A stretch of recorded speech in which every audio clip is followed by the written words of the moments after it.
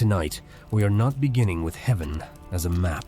We are beginning with a man, with Isaiah, with a human chest that still rose and fell like any other, with a prophet who still knew dust on his sandals, pressure in his thoughts, and the ache of carrying words that not everybody wanted to hear. And that matters, because when people hear that Isaiah was shown the heights above the world, they often hurry past the man and run toward the spectacle. They want the levels, the brightness, the ranks, the mysteries, the hidden order no sermon ever explained to them plainly. But the old ascent record preserved in Ethiopic memory does something more searching than that. It does not merely open the heavens. It leaves us standing near a prophet while the heavens open around him, and the feeling of that is different, closer, more costly, more human. So before we speak of the seventh heaven, before we speak of the beloved, before we speak of the righteous ones clothed in a glory beyond decay, I want us to remain near the first trembling truth. Isaiah was not made of another substance. He was not carved from some calmer material than the rest of us. He was a servant of God, yes, of faithful witness, yes, but still a man with nerves, memory, and mortal limits. Still a man who had to receive what he saw through a human frame. That is the hidden tenderness in this old record. Not soft tenderness, not the kind made of vague comfort and easy phrases. I mean the tenderness of reality. The tenderness of God dealing with a person, not with an idea. The tenderness of heaven coming near, without erasing the humanity of the one who has shown it. The Ethiopian Church deserves honor here. It preserved the Ascension of Isaiah in full, when so much of the ancient world handed us only fragments, echoes, or partial witnesses. And because that preservation endured, we are not left tonight with a rumor about Isaiah. We are given a shaped memory, a sacred testimony, a path through which the prophet is led upward, heaven by heaven, until language itself begins to strain under what he is asked to behold. That does not mean every line should be handled carelessly or with theatrical certainty. It means we should handle it with gratitude, with care, with enough reverence to keep the man in the story from disappearing beneath the grandeur of the place. Because if all we notice is the architecture above him, we will miss the human event inside him. We will miss what it means for a mortal servant to be brought so near to overwhelming holiness that ordinary speech can no longer carry the full weight of it. We will miss the inner cost. We will miss the aftertaste. We will miss the strange loneliness that can come after a person has seen something truer than the world around him knows how to receive. That is where I want to sit tonight, not in a mood of religious performance, not in the strain of trying to sound mysterious, but close to Isaiah himself, close enough to remember that long before this ascent became a title, a doctrine, a curiosity, or a debate, it was an experience born by one living servant of God, a man taken upward while still carrying the weight of earth within him. And perhaps that is why this story still breathes, because the heavens in it are immense, yes, but the beating center of the account is not immensity, it is nearness. What happens when the Holy One allows a human witness to come closer than he expected? What happens when the world above is no longer an idea in the prophet's mouth, but a reality passing before his sight? What happens when wonder is no longer general? When it has a face, a voice, a sequence, a brilliance, and a cost? Maybe that is why I do not want to speak of Isaiah tonight, as though he were built for this in a way no other human servant has ever been. The wonder is not that he ceased to be a man. The wonder is that a man was received, strengthened, and led upward without losing the trembling honesty of creatureliness. That keeps the ascent from becoming fantasy. It keeps it near the skin. It reminds us that revelation is never only about what is seen. It is also about what a person must become able to bear while seeing it. So, let us begin there, not with distance, With Isaiah still on the side of earth, still within the bounds of breath, still recognizably human, and already standing on the edge of a sight that will not leave him unchanged. Before Isaiah is taken above the heavens, he belongs to the world below in all the difficult ways a prophet belongs to it. He is not floating over history like a polished symbol. He is planted in it. He knows the strain of speaking under kings. He knows the burden of carrying a word that weighs more than the rooms in which it is spoken. He knows what it is to remain upright while a nation can still prefer its illusions. And if we are going to stay faithful to the heart of this story, we must not meet him first as a tourist of glory. We must meet him as a servant already tired by truth. This is one of the places where sacred stories become human again. A prophet is often remembered for the sentences that survived him, for the scroll, for the warning, for the vision, for the line that generations quote after his own bones have long gone back to the ground. But the prophet himself lived inside those words before anyone else ever read them. He carried them in a body. He felt their pressure before others judged them.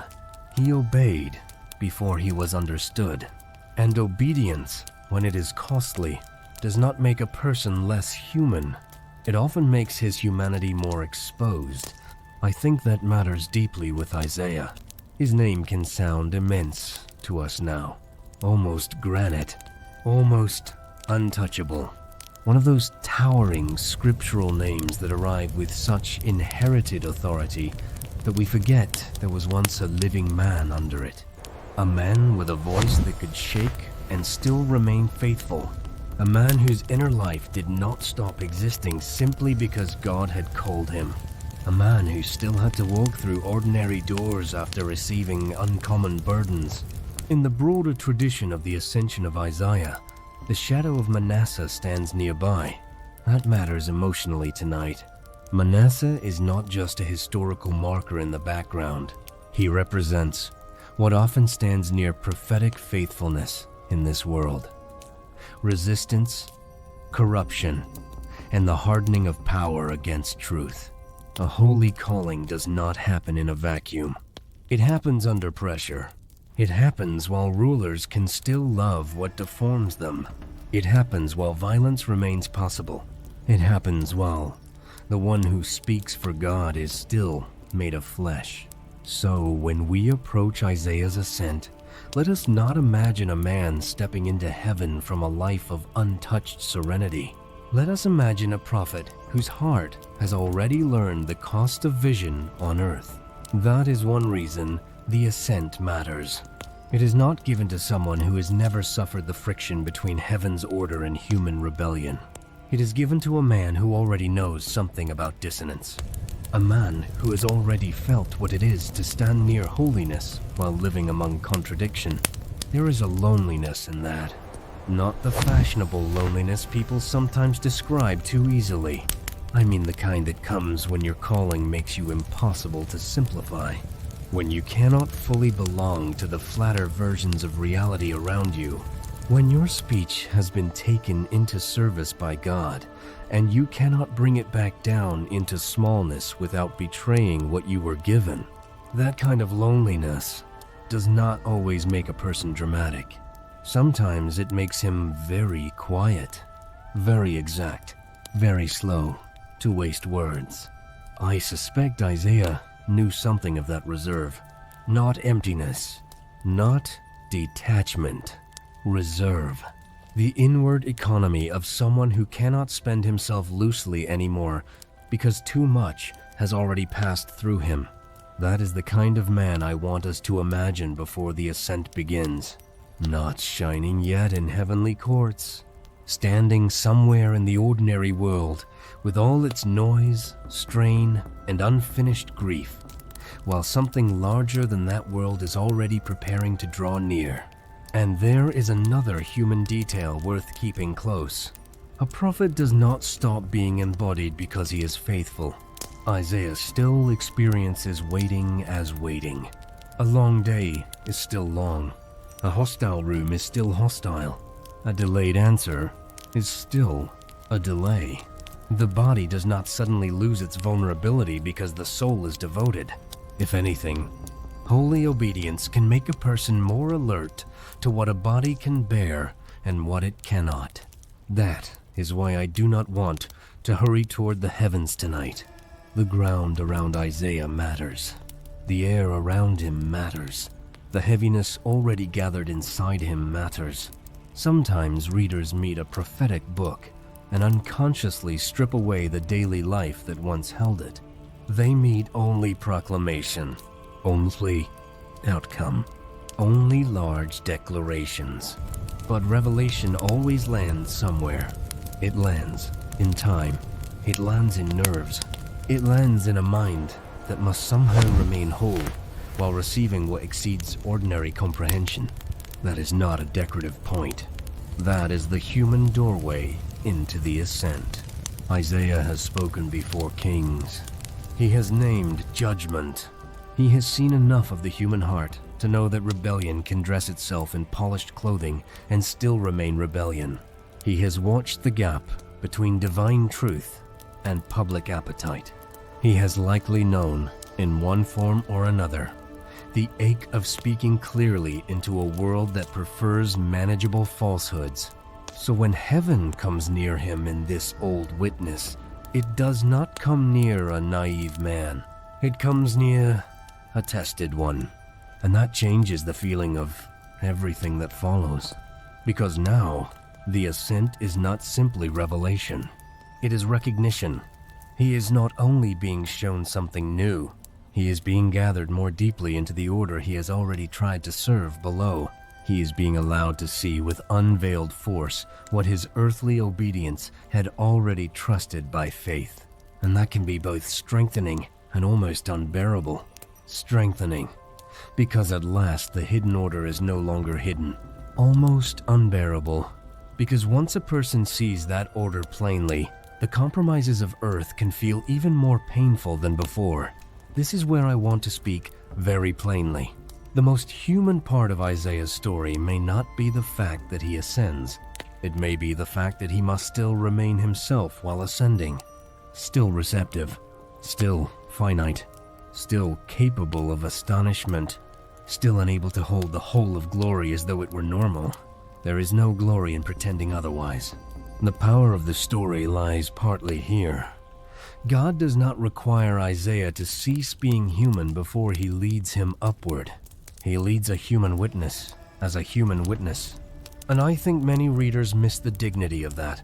We imagine that nearness to God works by flattening personality, numbing feeling, and replacing the living person with a clean religious symbol.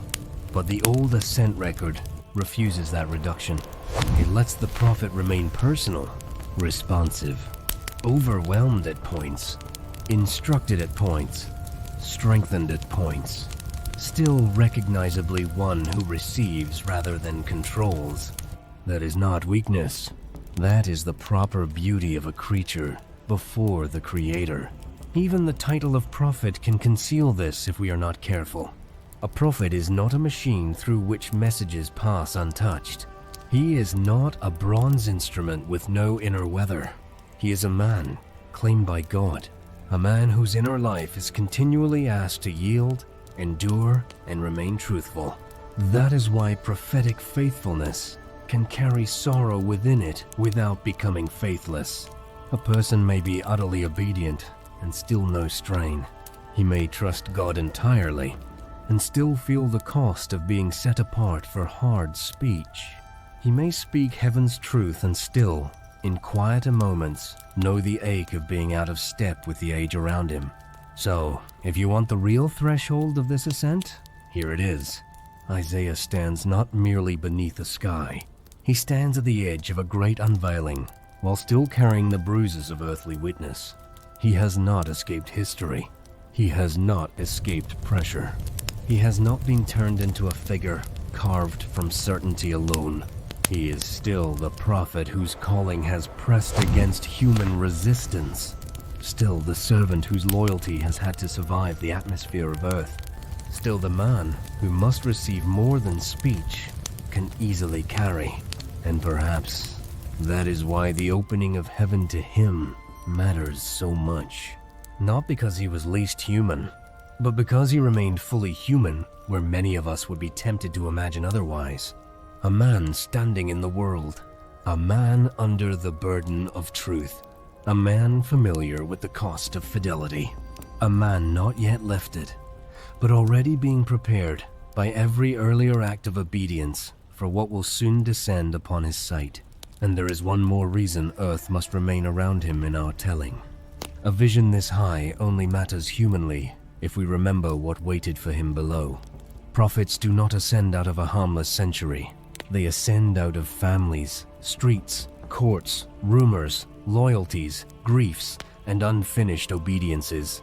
Isaiah would still have known the faces of people who could not follow where he was about to go.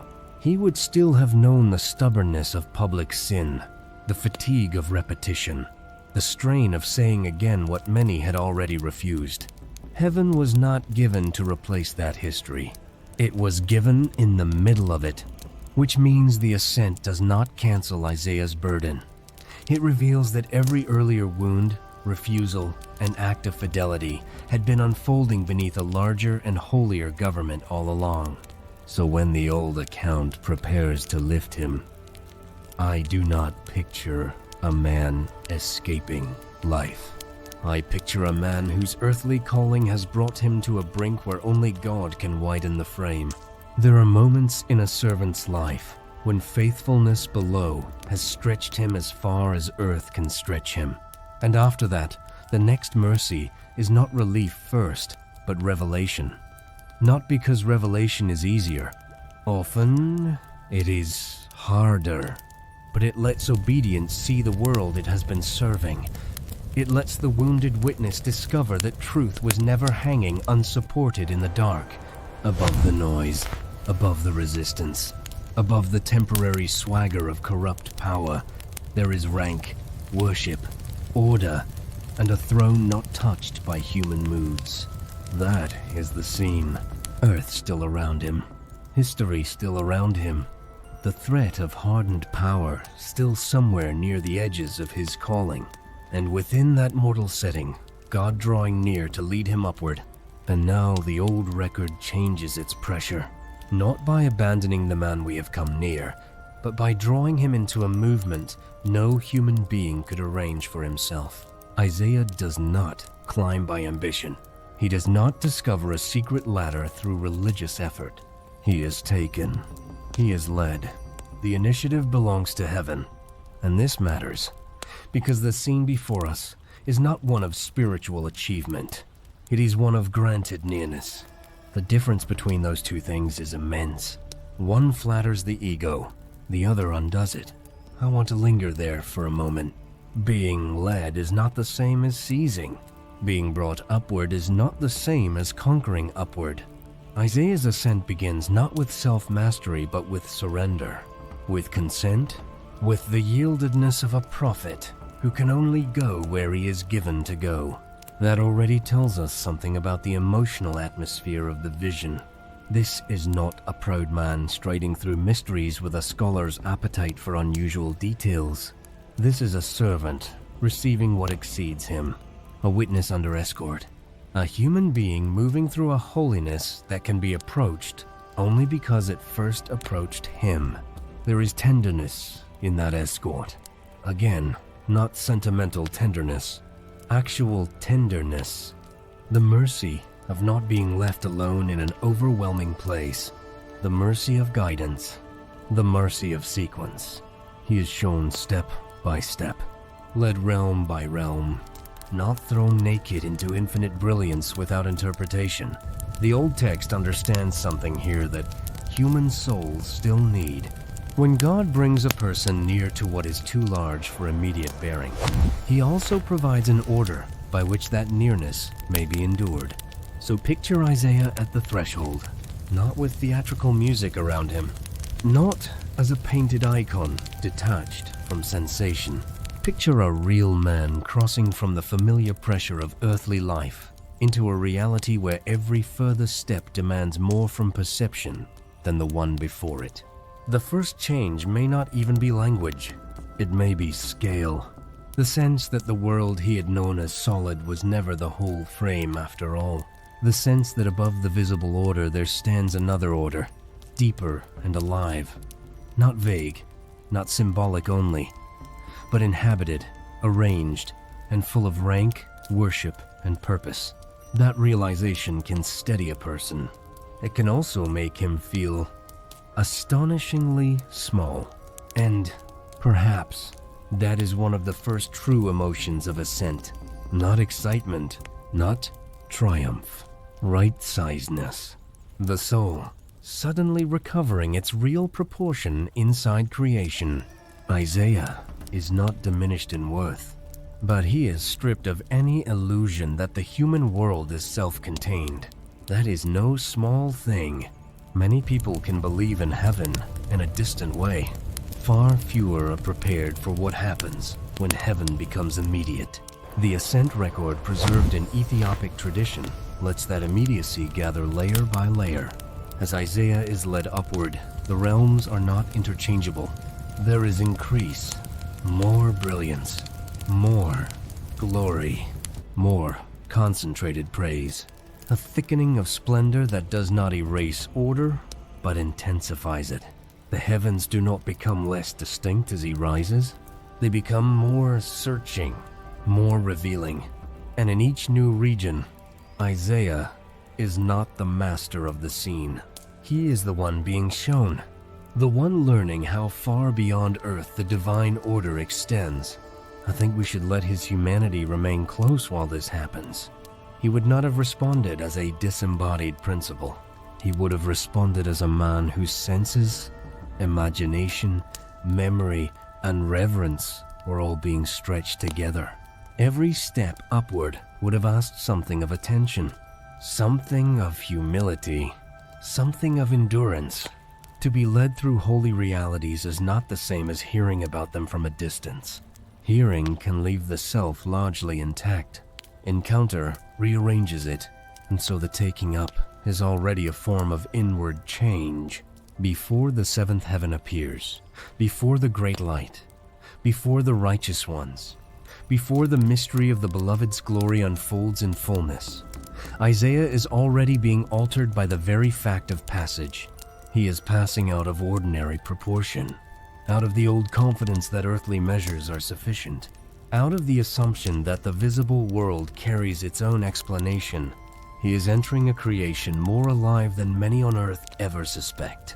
That can produce wonder. It can also produce a kind of holy vulnerability, the feeling of being exposed to truth without the old protections of distance. This is one reason I do not want the ascent narrated as spectacle. Spectacle creates distance, even while pretending to create awe. It lets the listener admire without really drawing near. But the old witness gives us something better. It gives us ordered nearness. A prophet guided through realities of increasing majesty. And with every step the question deepens. Not merely what is above, but what happens to a man while he is being brought toward it. The guide matters here. In these ascent traditions, heavenly guidance is not decorative. It is interpretive mercy. Without guidance, overwhelming vision could crush rather than instruct. With guidance, glory becomes bearable enough to receive, even if never fully tame. Isaiah does not wander. He is not improvising in sacred territory. He is accompanied, and that accompaniment says something beautiful about God. The Lord who reveals is also the Lord who orders the revealing. He does not mock human limits. He leads through them. That alone could become a whole meditation if we allowed it. Not because we should turn away from Isaiah into ourselves too quickly, but because the scene itself carries a human truth worth noticing. There are experiences of God that do not begin by making a person feel powerful. They begin by making him feel accompanied. Not larger, led. Not impressive, received. And perhaps Isaiah's strength in this moment lies partly in this. He consents to be led where he cannot control what comes next. That is a holy kind of courage. Not the courage of self-display, the courage of yieldedness. As the ascent advances, the lower certainties of Earth begin to recede, not because Earth is unreal, but because it is no longer the largest visible frame around him. Imagine what that does to memory, to scale, to the inward sense of where one stands, the courts of kings, the threat of opposition, the old griefs of prophetic labor, the noise of human contradiction. None of these vanish morally, but they begin to look different when seen from within a cosmos crowded with worship and governance beyond human sight. This does not make earthly sorrow unimportant. It makes it answerable to something greater. And yet, I do not think the effect would have been simple comfort. There is a kind of nearness to holiness that first unsettles before it steadies, because it reveals how partial our former seeing has been, how cramped our categories were, how often we lived as though the visible were final, simply because it was near. Isaiah is being released from that crampedness, but release can feel severe while it is happening. A stretched soul does not always call the stretching pleasant. Sometimes it feels like standing in a larger air than one has ever breathed before. Good, true, difficult. The heavens through which he is led are alive with distinction, not a blur of devotional brightness, not one undifferentiated field. The old record insists on order, rank, progression, and a growing density of praise. That matters emotionally because order is not cold here. It is relational. Each level prepares for the next. Each disclosure tutors Isaiah for further disclosure. Each act of seeing readies him to endure more seeing. This is one of the most humane features of the ascent. Heaven does not merely overwhelm the prophet. Heaven also educates him. I wonder if Isaiah felt, in some early stage of that upward movement, a kind of grief at how little earth understands itself. Not contempt for the world, not irritation, grief. The grief that can come when a person is permitted to see how much reality exceeds the stories people settle for below. A prophet already knows that grief, in part, but ascent would deepen it, because now the contrast is no longer inferred. It is seen. The distance between human disorder and heavenly praise is no longer a theological statement only. It stands before him as fact, and still he goes on. That is worth honoring. He does not turn back at the first enlargement. He does not ask for smaller truth. He does not request a reduced revelation more suitable to comfort. He continues under guidance, higher, further in, and with each movement, the old self-measures lose authority. What counts as greatness on earth begins to look thin. What counts as permanence begins to look fragile. What counts as urgency begins to be judged against another rhythm entirely. The taking up, then, is not merely motion through space. It is conversion of scale. It is the recalibration of a human witness by contact with a higher order. The prophet who enters this movement cannot come out thinking exactly as he thought before. Even before he reaches the seventh heaven, even before the climax of glory opens, he has crossed too much for that. He has already learned that the world is more inhabited than earth imagines, more governed, more worshipful, more exact. And I think there is one more human note we should not miss. To be led upward like this would not erase vulnerability. It would heighten it, because every level of glory would remind Isaiah of what he is not as humiliation, but as truth. He is not self-originating. He is not self-sustaining. He is not fit to stand in such places by right. He stands there by gift. That realization can purify a person. It can also make him tremble. Humility in the presence of the holy is not a decorative virtue. It is what reality feels like when illusion has been stripped away. So the prophet rises, led, accompanied, instructed, his humanity not erased, but drawn into sharper honesty by every further step. The heavens above him, opening not as an abstract theory, but as ordered worlds of praise and power. The earth below him receding, though not forgotten. His calling below, beginning to find its unseen context above, and all of it moving toward a height where language itself will soon begin to thin. By then, Isaiah is no longer moving through the ascent as a curious observer collecting impressions. He is becoming a man whose very categories are being remade. Praise is no longer background sound to religion. It is the native climate of the heavens. Rank is no longer a human obsession with status. It is ordered service before the Holy One. Light is no longer a metaphor used by preachers. It is a pressure of reality before which every borrowed glory from earth begins to look pale. And perhaps somewhere in that upward passage, Isaiah also learns this. The higher he is led, the less room remains for spiritual vanity. No one boasts while being carried through worlds he could never have entered by himself. No one mistakes borrowed access for personal greatness when every step depends on mercy, permission, and guidance. He can only receive, behold, and keep yielding as the heights continue to open before him one realm at a time. For if the lower realms already carry such gravity, such rank, such brightness, such living order, what will happen when Isaiah is brought where the righteous from the ages stand, where the light becomes almost unbearable in its beauty, and where the great glory is no longer spoken of from below but encountered? That is where the ascent is taking him, and he is still, even there, a mortal man. The first regions do not greet Isaiah as a blur. They greet him with arrangement.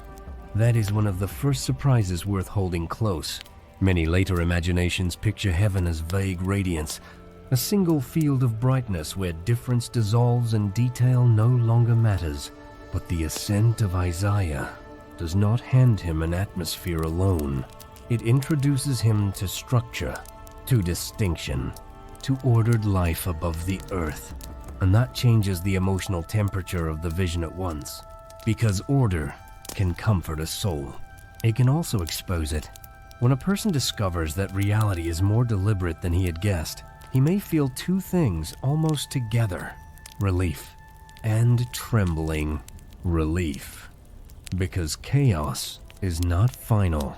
Trembling, because so much of earthly life now appears smaller, thinner, more disordered than he had perhaps been able to bear naming before.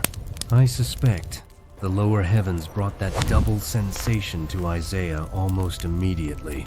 He was not entering random brilliance. He was entering a kingdom where placement, praise, and authority all belonged together. The first heaven in these old ascent traditions carries a strange dignity. It is still near enough to the world below that one can sense relation, and yet already far enough above it that Earth's self-importance begins to look provincial. Isaiah is not merely farther up, he is farther in. What he sees above the world is not empty extension. It is inhabited service, and that matters. It means the spaces above human history are not unclaimed, not silent in the barren sense, not waiting for meaning to be projected onto them by frightened creatures below. They already belong to a living order. I want to slow there, because the human effect of that realization may be stronger than readers first notice. Imagine being a prophet who has known the bruising atmosphere of Earth Kings, resistance, compromise, refusal, grief, and then seeing above that same world an order untouched by political vanity. No caught intrigue here, no bribed conscience, no polished lie pretending to be wisdom. Instead, there is assigned service, place, response, worship fitting its object. That sight does not merely impress, it judges, not by cruelty, but by contrast. It reveals how misshapen the lower world has become in human hands. And yet, the first heaven is not shown to humiliate Isaiah. It tutors him. That is important. The heavenly order does not sneer at human frailty. It receives a human witness and teaches him what is true above the smoke of earth. So while the scene might carry a kind of severity, it also carries generosity. A man is being allowed to see what he could never have discovered by effort. A prophet is being instructed by reality itself. There is mercy in that. Mercy, not made of softness, but of disclosure. Mercy that says, what you have trusted below has a real correspondence above. The truth you served on earth was not suspended over emptiness. This is where the old name, Gia D, matters again for me tonight. Not as a museum label, not as exotic decoration, but as the language of a preserving witness, because through that Ethiopic preservation, the ascent remains textured enough to keep us from flattening heaven into mood. We are not left with a proverb about transcendence. We are led with Isaiah into a world of sequence, a world where heaven is not less actual than earth, but more exact. And emotionally that means something too. A person can survive much below if he knows the upper order is not a fantasy. Then comes the next increase. If the first heaven already unsettles earthly assumptions, the second begins to deepen that unsettlement. The ascent is not static. Glory gathers. Splendor acquires force. Whatever Isaiah thought heaven would be before he entered it, it is already refusing to stay within those limits. And with each further movement, the distinction between the divine realm and human self-invention grows sharper. That can produce delight. But I do not think delight is the only emotion here. I think there must also have been a kind of inward exposure. The sense that every casual thought one had ever entertained about holiness was proving too small. The lower heavens, therefore, do something profound to Isaiah's inner world. They begin dislodging approximation. On earth, people can speak loosely about God and still feel unthreatened. They can use holy vocabulary without having their scale truly altered. But in ascent, language must follow sight. And sight now comes under pressure from realities too patterned to fit lazy categories. Isaiah is being educated out of reduction, and that is no slight adjustment. It is the beginning of a remade imagination. I also wonder whether the order above carried with it a kind of sorrow for him. Not because heaven is sorrowful, but because clear seeing often throws earthly distortion into harsher outline. A prophet who beholds ordered praise above may remember, almost involuntarily, the broken praises below. He may remember idolatry. He may remember stubborn courts. He may remember men using power to preserve themselves rather than to bow. The heavens do not erase those memories. They sharpen their significance. The distance between earthly confusion and heavenly accord becomes harder to ignore once both are known. That is why the lower heavens should not be narrated as decorative scenery. They are morally alive. They are not merely where Isaiah travels. They are what begins to interpret his earlier life back to him. All his former obedience on earth now stands beneath a visible canopy of order. All his former grief now sits under a governance too high to be overthrown. All his former warnings now seem less like isolated prophecy and more like earthly echoes of a larger righteousness already established above. This is not abstract theology for him in that moment. It is direct encounter. And there is something else that feels deeply human here. When a person first encounters a holiness more structured than he expected, one of the earliest losses is the illusion of neutrality. On earth, people love regions of vagueness. Vagueness lets the conscience delay. It lets rebellion look nuanced. It lets indecision feel sophisticated. But in ordered heaven, placement itself speaks. Ranks answer. Praise rises where it should rise. Service belongs somewhere. Nothing seems embarrassed by clarity. For Isaiah, who has already spent years speaking into earthly ambiguity, that must have been bracing. Perhaps even painful in its beauty. The shock of order can feel like being suddenly unable to hide inside blurred categories anymore.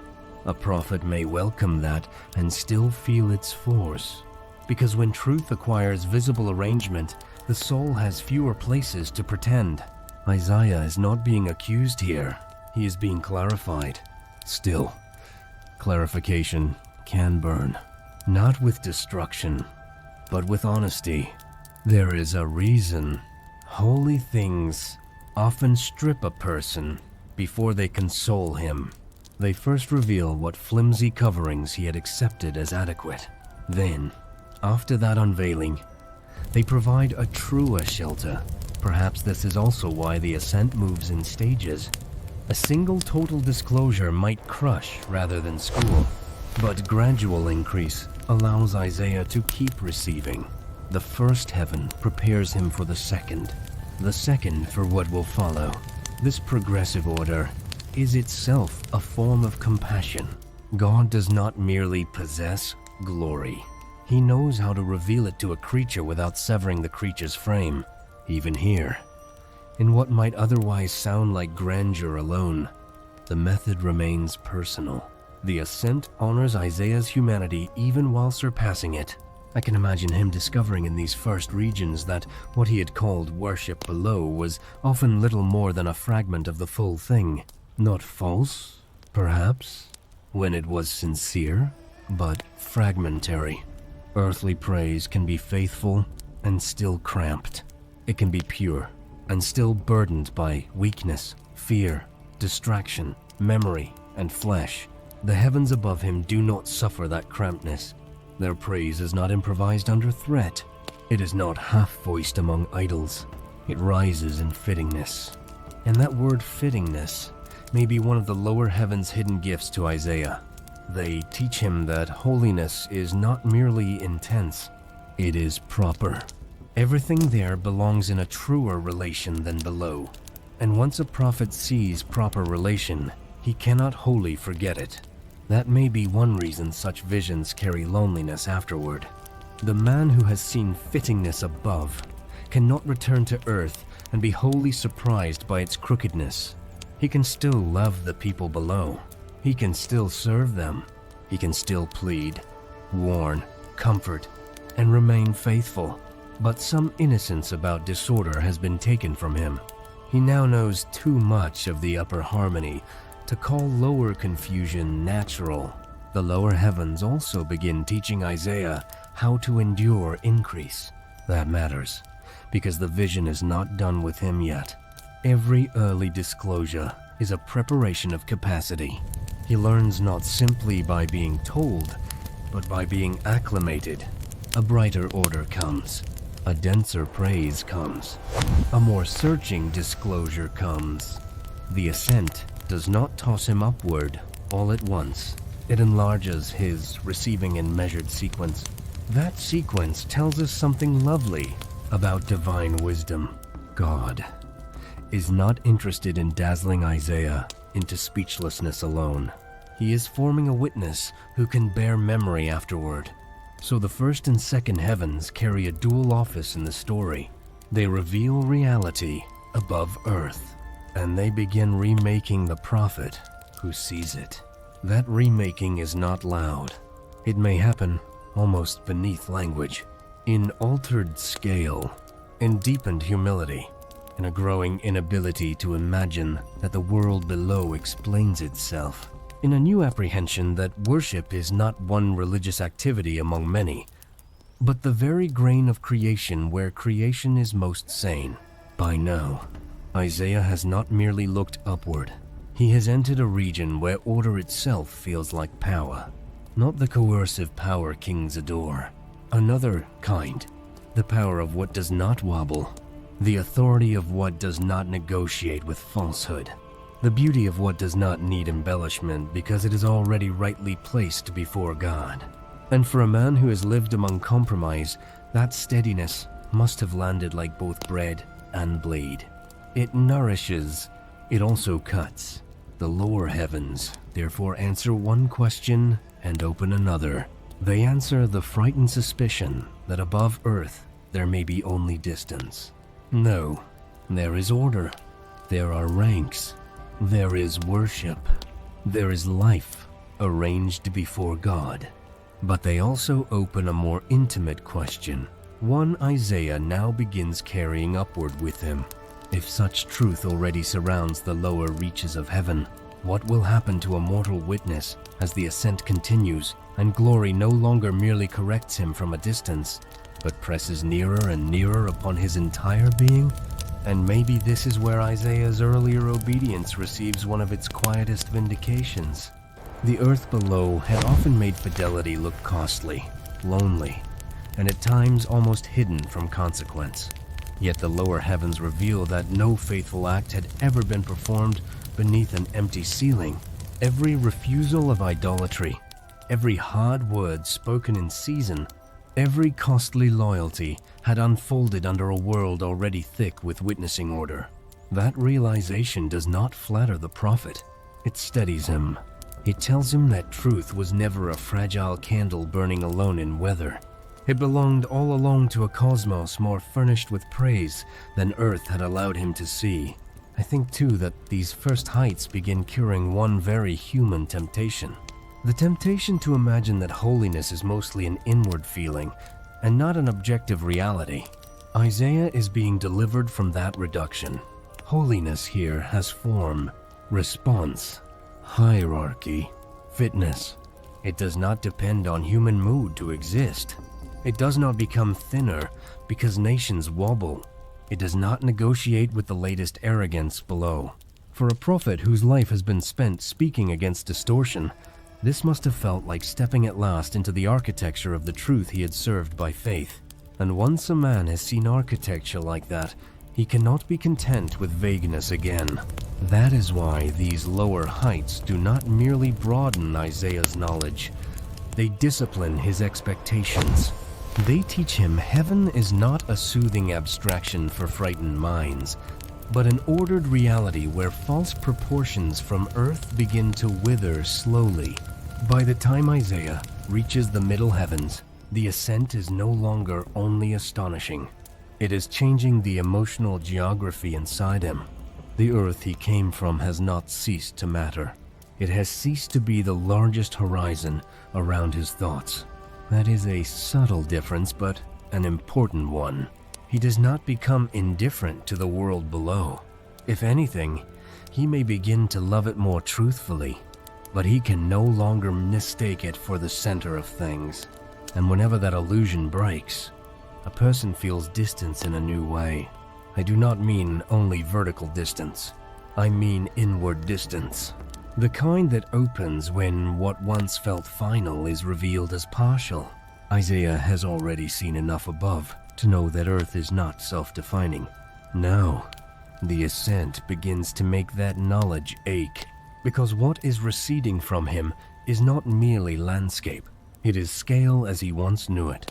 He is being separated from the old familiar proportions of earthly urgency.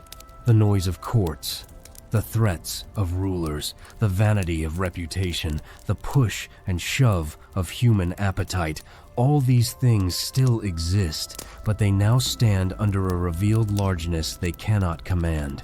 That can steady a prophet. It can also leave him feeling unsheltered from truth. The middle heavens, as I want to sit inside them tonight, are the place where wonder ripens into displacement. The first regions taught Isaiah that above the world there is order. These regions begin teaching him that he himself is being measured by that order, not condemned, measured. Every ascent does this to some degree. A person thinks he is learning about heaven and slowly discovers heaven is teaching him the true size of his own soul, its dependence, its limits, its hunger, its capacity for reverence, its need to be carried. That learning does not feel theatrical. It feels searching, perhaps quieter than readers expect. There are experiences so large that they do not first produce speech. They produce interior rearrangement. As Latha may still be looking, listening, receiving, moving upward under escort, and yet within him another event is unfolding. His old confidence in earthly measurement is thinning. His categories are becoming porous to dimensions he had trusted without yet seeing. His sense of what counts as weighty is being revised upward, not by argument, but by proximity. This is one of the reasons I do not want to rush through these heavens as though they were stations on a tour. If we hurry, we lose the human cost. We lose the felt receding of one world while another grows more immediate. And that receding can touch the heart in unexpected ways.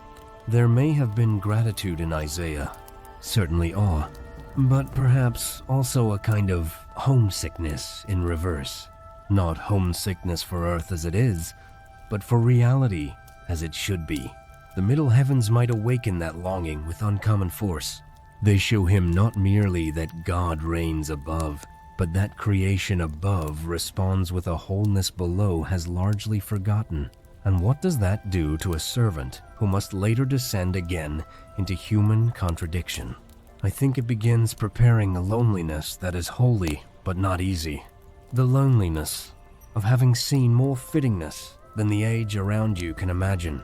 The loneliness of carrying memory that will not fit comfortably inside ordinary conversation. The loneliness of returning to public life after beholding realms where nothing flatters falsehood and nothing pretends disorder is natural. That loneliness is not melodrama. It is one of the hidden costs of unveiled sight. The middle heavens, therefore, stand at a tender threshold in the story. Isaiah is not yet at the summit, but he is far enough along that return itself has already become complicated. Even if his feet were instantly set on earth again, he could not come back as the same man who began rising. Too much has entered him. Too much has been corrected. Too much has been made vivid. The difference between hearing that God is holy and being led upward through worlds arranged around that holiness is not small. It enters a man more deeply than a proposition can. I also think the middle heavens intensify one of the most human questions in the ascent. How does a finite witness remain whole while receiving a disclosure that keeps outrunning his previous capacities? Each step upward seems to carry an enlargement, but enlargement is not the same as ease. A cup may be widened and still feel the strain of being filled. Isaiah is being widened. There is mercy in that. Yet widening can feel vulnerable. A person who is being given more true reality may, for a season, feel less settled in every false stability he once inhabited. That does not mean the ascent is harming him. It means truth is making room inside him at a cost. Perhaps the middle heavens are where the prophet learns most keenly that nearness to holiness is not primarily about thrill. It is about proportion. It places the human spirit where it actually belongs, under God, within a creation more tiered, more alive, more worshipful than earth's dullness had allowed many to imagine. And once the spirit senses that proper place, much of earthly self-importance begins to feel almost unbearable in its pettiness. A throne below looks smaller after glimpsing service above. A boast below sounds thinner after hearing praise above. An idol below appears more pitiful after seeing regions where all relation is truer. This is where I suspect Isaiah's own prophetic history would have started echoing inside the ascent. The things he had denounced below, corruption, arrogance, manufactured worship, stubborn blindness, do not disappear from memory here. They reappear under a harsher light. Not because heaven is harsh in spirit, but because heaven is exact. And exactness makes distortion impossible to romanticize. The middle heavens may therefore deepen not only Isaiah's awe, but his grief. He can now see more clearly what earth loses when it refuses the order above. He can also see more clearly why prophetic speech below could never be a private hobby. It was witness-aligned, however painfully, with reality. Even the righteous order of heaven may have carried an ache for him. For to behold fittingness while knowing the violence of history below is to feel contrast in the bones. One does not need melodramatic language for that. A man brought far enough upward simply knows, with growing force, that rebellion is more tragic than many imagine because the world it resists is more beautiful than many have seen. This is not abstract doctrine anymore.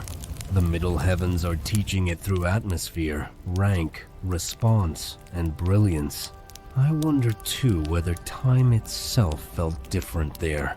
Not because clocks disappeared in a vague mystical sense, but because urgency below was being judged by a cadence not made by human panic. Earthly life often feels tyrannized by immediacy. Everything presses. Everything claims centrality. Every fear demands to be treated as the final frame. But as Isaiah moves farther upward, another cadence begins to impress itself upon him. A cadence of worship. A cadence of order. A cadence in which God is not rushed, not threatened, not cornered by the frantic tempo of earthly power. To feel that cadence while still carrying an earthly heart may have been both healing and piercing. Healing, because it reveals a steadier government than the world below knows. Piercing, because it exposes how much of human living has been shaped by noise rather than truth. The middle heavens also deepen the sense of companionship in the ascent. Isaiah is still under guidance, still shown, not self-directing. And there is something profoundly personal in that continued escort. The farther he goes, the less any illusion of self-sufficiency can survive. He is not becoming autonomous through revelation. He is becoming more utterly aware of dependence. This may be one of the least modern and most beautiful features of the whole story. The higher the prophet rises, the more obvious gift becomes. Nothing here can be possessed as achievement. Everything is received under permission. That kind of dependence can feel humiliating to pride. To a faithful servant, however, it can become clarifying. Isaiah is not being diminished by dependence. He is being located properly. To be a creature under escort in the courts above is not disgrace. It is truth without disguise. And perhaps the middle heavens are where that truth begins to feel less like a doctrine and more like air. Not an idea he agrees with, a reality he breathes. If the lower heavens confronted him with order, these regions press him with distance. Distance from the old scale of earth. Distance from the old simplifications available to those who have not seen further in. Distance from the possibility of ever treating heaven as vague comfort language again. Distance, too, from the ease of speaking only in symbols when one has now encountered more than symbol.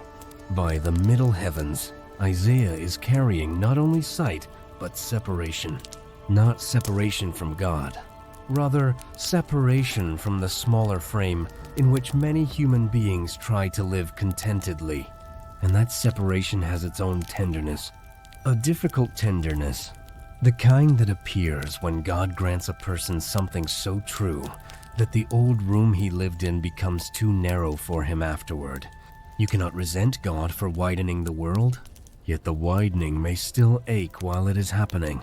I think Isaiah's ascent carries that ache. Not as complaint, as consequence. Nearness changes proportion. Changed proportion changes belonging. And changed belonging often leads to a more solitary fidelity once a man walks again among those who have not seen what he has seen. By now, the ascent has become more than vision. It is apprenticeship in reality. Heaven is not merely displaying itself. It is schooling the prophet's interior life, teaching him what to fear less, teaching him what to honor more, teaching him how thin earthly grandeur really is, teaching him, perhaps, why the righteous can endure so much below without finally surrendering to despair. For if the upper worlds are this alive with order, then history below is not abandoned, however abandoned it may feel inside its own storms. Still, I do not want to force these heavens into a lesson too quickly. They remain an experience before they become an application. Isaiah is there, looking, receiving, being changed. The distance is growing. The upper order is becoming denser. The pressure of glory is drawing closer. And somewhere within him, a man is learning that to come nearer to truth is also to move farther away from every small arrangement by which earth tries to console itself. That is why the middle heavens feel so important to me. They are the region where the ascent begins to ache inside the prophet. Not because anything has gone wrong, because too much has gone right for him ever again to call the lower world sufficient. And once that ache has begun, the higher heavens will not merely astonish him. They will weigh upon him with a beauty that threatens to outrun language altogether. There is also a distinctly prophetic sorrow here that I do not want to lose. A shepherd can grieve for a flock more intensely after seeing the pasture they were made for. A messenger can feel the tragedy of refusal more sharply after standing nearer to the majesty being refused. The middle heavens may have done exactly that inside Isaiah. They may have made his future words on earth more exact, not because he became harsher, but because he became less able to lie politely about what human rebellion costs.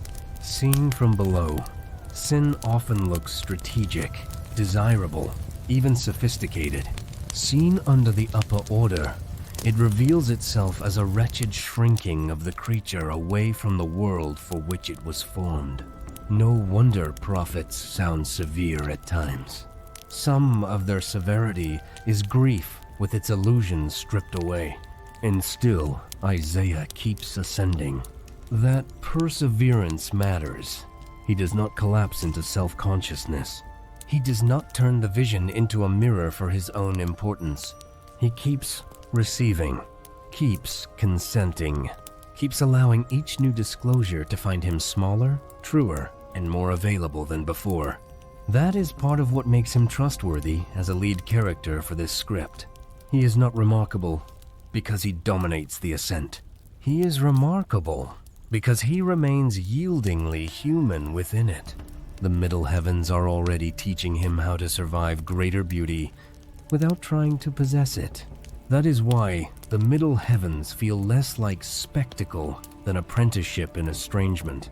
Isaiah is being loosened from the cramped measurements of earth and taught by exposure how a servant keeps loving the world below without allowing that world to define reality for him anymore.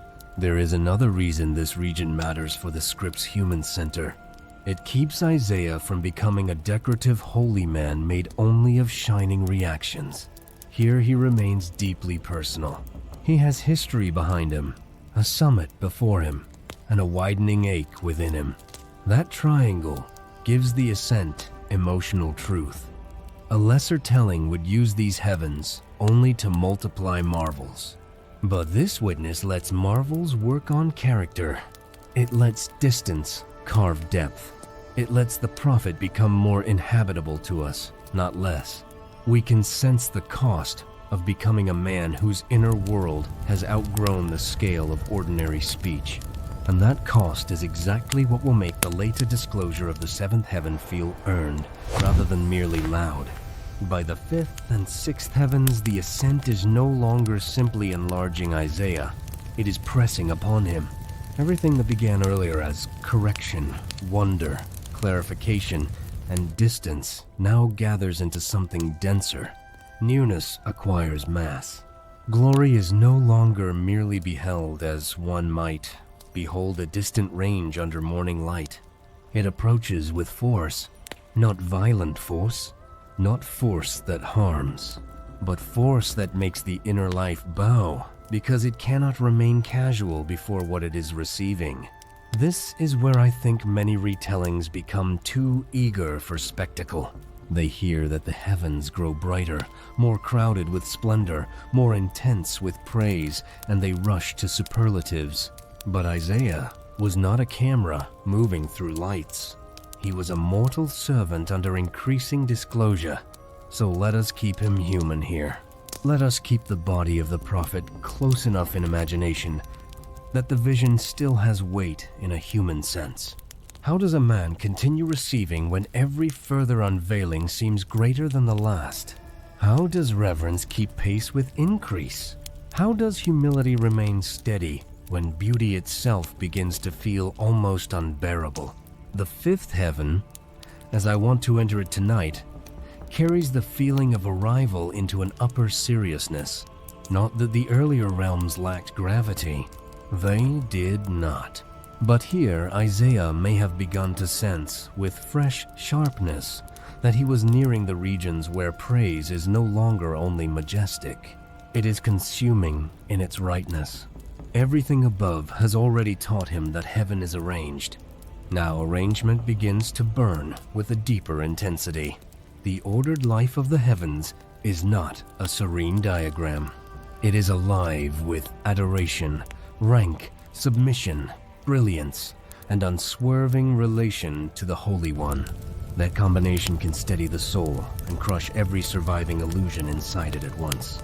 I imagine Isaiah here not speaking much, perhaps not because nothing could be said, but because language itself begins to understand its own limits. There are stages of sight in which words still run freely. Then there are stages where words must grow more exact, because excess speech would betray the thing beheld. The fifth heaven may belong to that latter kind. The prophet is still conscious, still receiving, still guided, but the surplus of casual commentary has fallen away. The vision has become too concentrated for that. Only the truer words can remain. Sometimes awe is noisy in its first surprise. Deeper awe grows economical. And perhaps the inward effect is not only awe.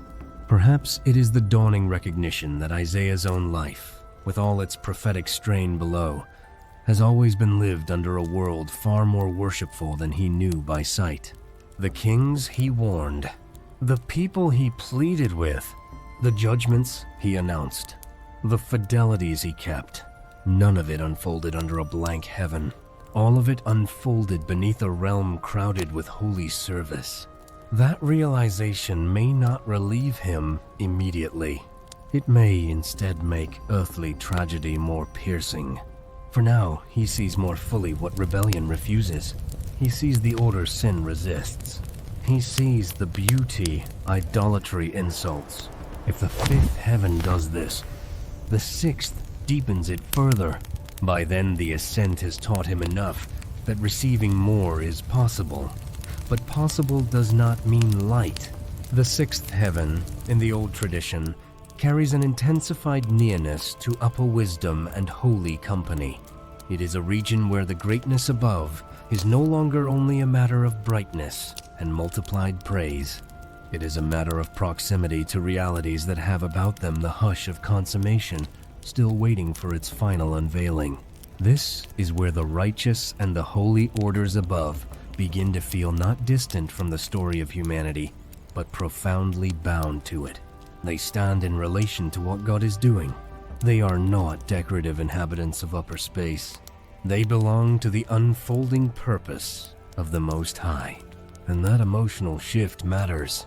The heavens are no longer merely up there to Isaiah. They have become interpretive. They explain Earth more truthfully than Earth explains itself. By the fifth and sixth heavens, he is not just seeing where holy beings dwell. He is beginning to understand human history from above. Not every detail, perhaps. Not all mystery exhausted. But enough that the lower world can never again appear self-contained. A prophet already distrusts self-contained explanations. Now he has seen why he was right to distrust them. I want to dwell for a moment on the righteous ones the tradition places higher in the ascent. Even before the seventh heaven's climactic disclosures, the very thought of holy company above would have done something searching to Isaiah.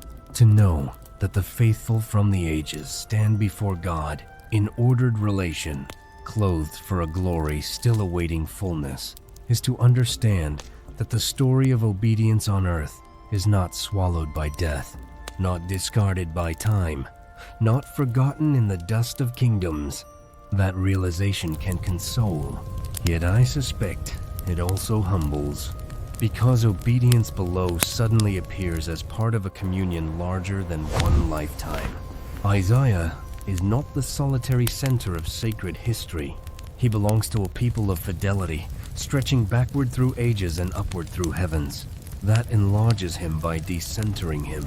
There is beauty in that decentering. A stern beauty, perhaps, but beauty all the same. The faithful are not lost. The obedient are not erased. The witness of earth is not wasted, and yet no single witness owns the drama. All are gathered into a greater order under God. For a prophet who has carried lonely burdens below, that might feel like release and exposure in the same breath. Release, because he is not alone in the long history of obedience. Exposure, because even his own calling must now surrender any hidden temptation to singularity. He is one servant among many. Honored, yes. Chosen, yes. Still one servant. The fifth and sixth heavens, therefore, chasten one form of loneliness while introducing another. They chasten the loneliness that imagines itself abandoned. Isaiah is not abandoned. He is surrounded by a reality denser, with holy relation than earth had allowed him to see. But they also introduce the loneliness of proportion. To behold such company, such order, such gathered righteousness, and then remember the earth below with its contentions and false worships that must sharpen the ache of return long before return begins. He can no longer imagine history as a closed room. He cannot go back into ordinary perception untouched. He cannot pretend that the argument of kings is the argument that governs the world. And perhaps this is where the ascent becomes heaviest in a deeply human way. Not because the prophet is failing, because he is succeeding at receiving. The more truly he receives, the more weight the vision carries inside him. People sometimes assume that revelation becomes easier the more of it a person gets. I am not sure that is so. A person may become more capable, yes. More prepared, yes. But the burden of what is seen can also grow because the soul now understands more of what is at stake. A child can be dazzled lightly. A mature servant is sometimes burdened by glory because he senses its implications. Isaiah is not merely being amazed, he is being entrusted.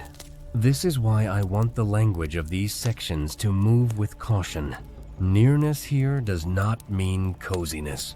It means almost unbearable reality, the kind that makes the inner life kneel before it has time to explain itself, the kind that strips away every leftover ornament in spiritual speech, the kind that makes a man grateful for guidance, because without guidance the sheer majesty of what lies before him might swallow his power to remain receptive. God does not merely reveal more at this stage. He sustains the reveled one while doing it. That sustaining is one of the hidden mercies of the fifth and sixth heavens. I also think this is where Isaiah's memory of earth must have become strangely sharpened. Some heavenly experiences would surely draw attention upwards so strongly that all else seems to fall away for a moment. Yet other moments might have sent a sudden line of contrast back through him.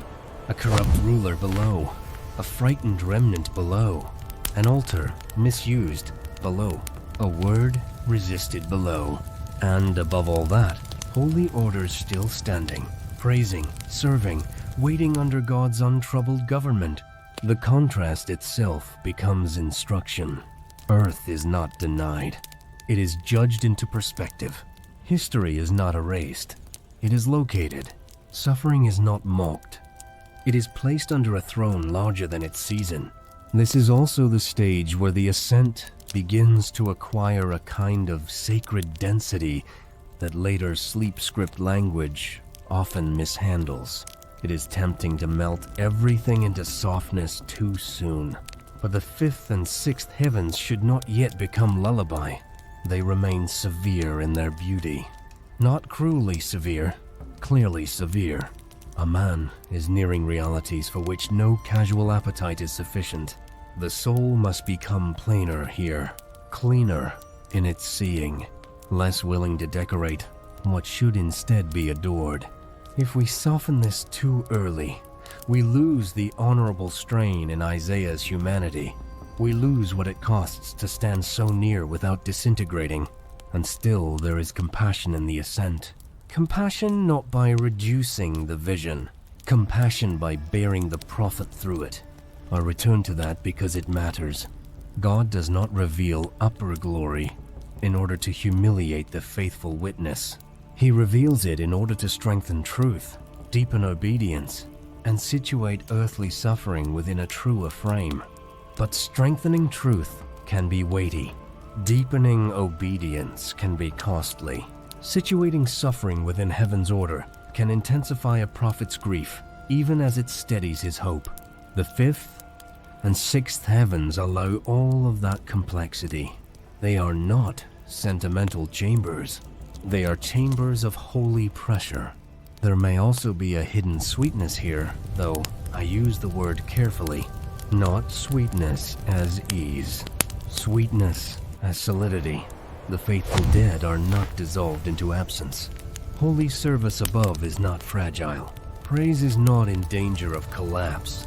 The upper world does not tremble because earthly thrones swagger for a season. For Isaiah, who has spent himself below in witness, that solidity might have felt like bread after famine, not because all pain vanished, because reality proved sturdier than opposition. And when a servant discovers that holiness is sturdier than rebellion, something inside him can endure more than before. Still, bread can be heavy when eaten in the presence of too much truth. That is the paradox here. Consolation and burden mingle. Nearness strengthens and weighs. Company enlarges and humbles. Upper wisdom steadies and strips. The fifth and sixth heavens do not permit simple emotional categories, and that is exactly why they feel human to me. A real prophet in the presence of God would not move through such ascent as a single-note instrument. He would bear layered responses: gratitude, smallness, clarified reverence, a sharpened ache for earth, a quieter self, a stronger dependence, a growing inability to speak of heaven carelessly ever again. By this point, Isaiah may also begin sensing that the summit toward which he is being led is not simply brighter than these heavens, it is qualitatively more ultimate. The fifth and sixth are not disappointments, because they are not final. They are breathtaking precisely because they prepare him for what they are not. Their grandeur is penultimate. Their magnificence has direction. Their holiness is full, and yet it leans upward still. That creates a solemn expectancy in the ascent. Even the glorious realms above are not pretending to be the great glory itself. Everything is orienting him toward the one before whom all these heavens find their meaning. That orientation may be one of the heaviest gifts of all. A person can survive intermediate greatness more easily than ultimate nearness. The fifth and sixth heavens have now schooled Isaiah enough to know that what lies ahead will not merely enlarge wonder, it will call forth every ounce of yieldedness he has. He has seen order. He has felt distance. He has borne increasing glory. He has understood more deeply that the righteous are gathered, that obedience belongs to a communion larger than earthly lifespan, that holy service fills the upper worlds with unwavering relation. And now, all of that is converging toward the seventh heaven, where vision will no longer be explainable by rank and brightness alone. It will be overtaken by the great glory. So these two heavens do a final preparatory work in him. They make room for unbearable beauty by stripping away whatever remains of casualness. They school his interior posture. They teach him how to stand under what is given, rather than trying to master it. They let nearness become weight, so that when the summit opens, he will not meet it as a collector of marvels, but as a humbled witness, already bowing from within.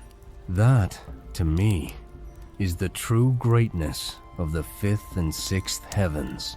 Not merely that they are exalted, that they ready a man for the place where even exalted things fall into reverent second place. And perhaps one further mercy should be named before we leave these regions. By burdening Isaiah this way, the ascent is also preventing him from treating the seventh heaven cheaply. If he had arrived there unchanged, he would have arrived as a spectator. Instead, he is being ripened into witness.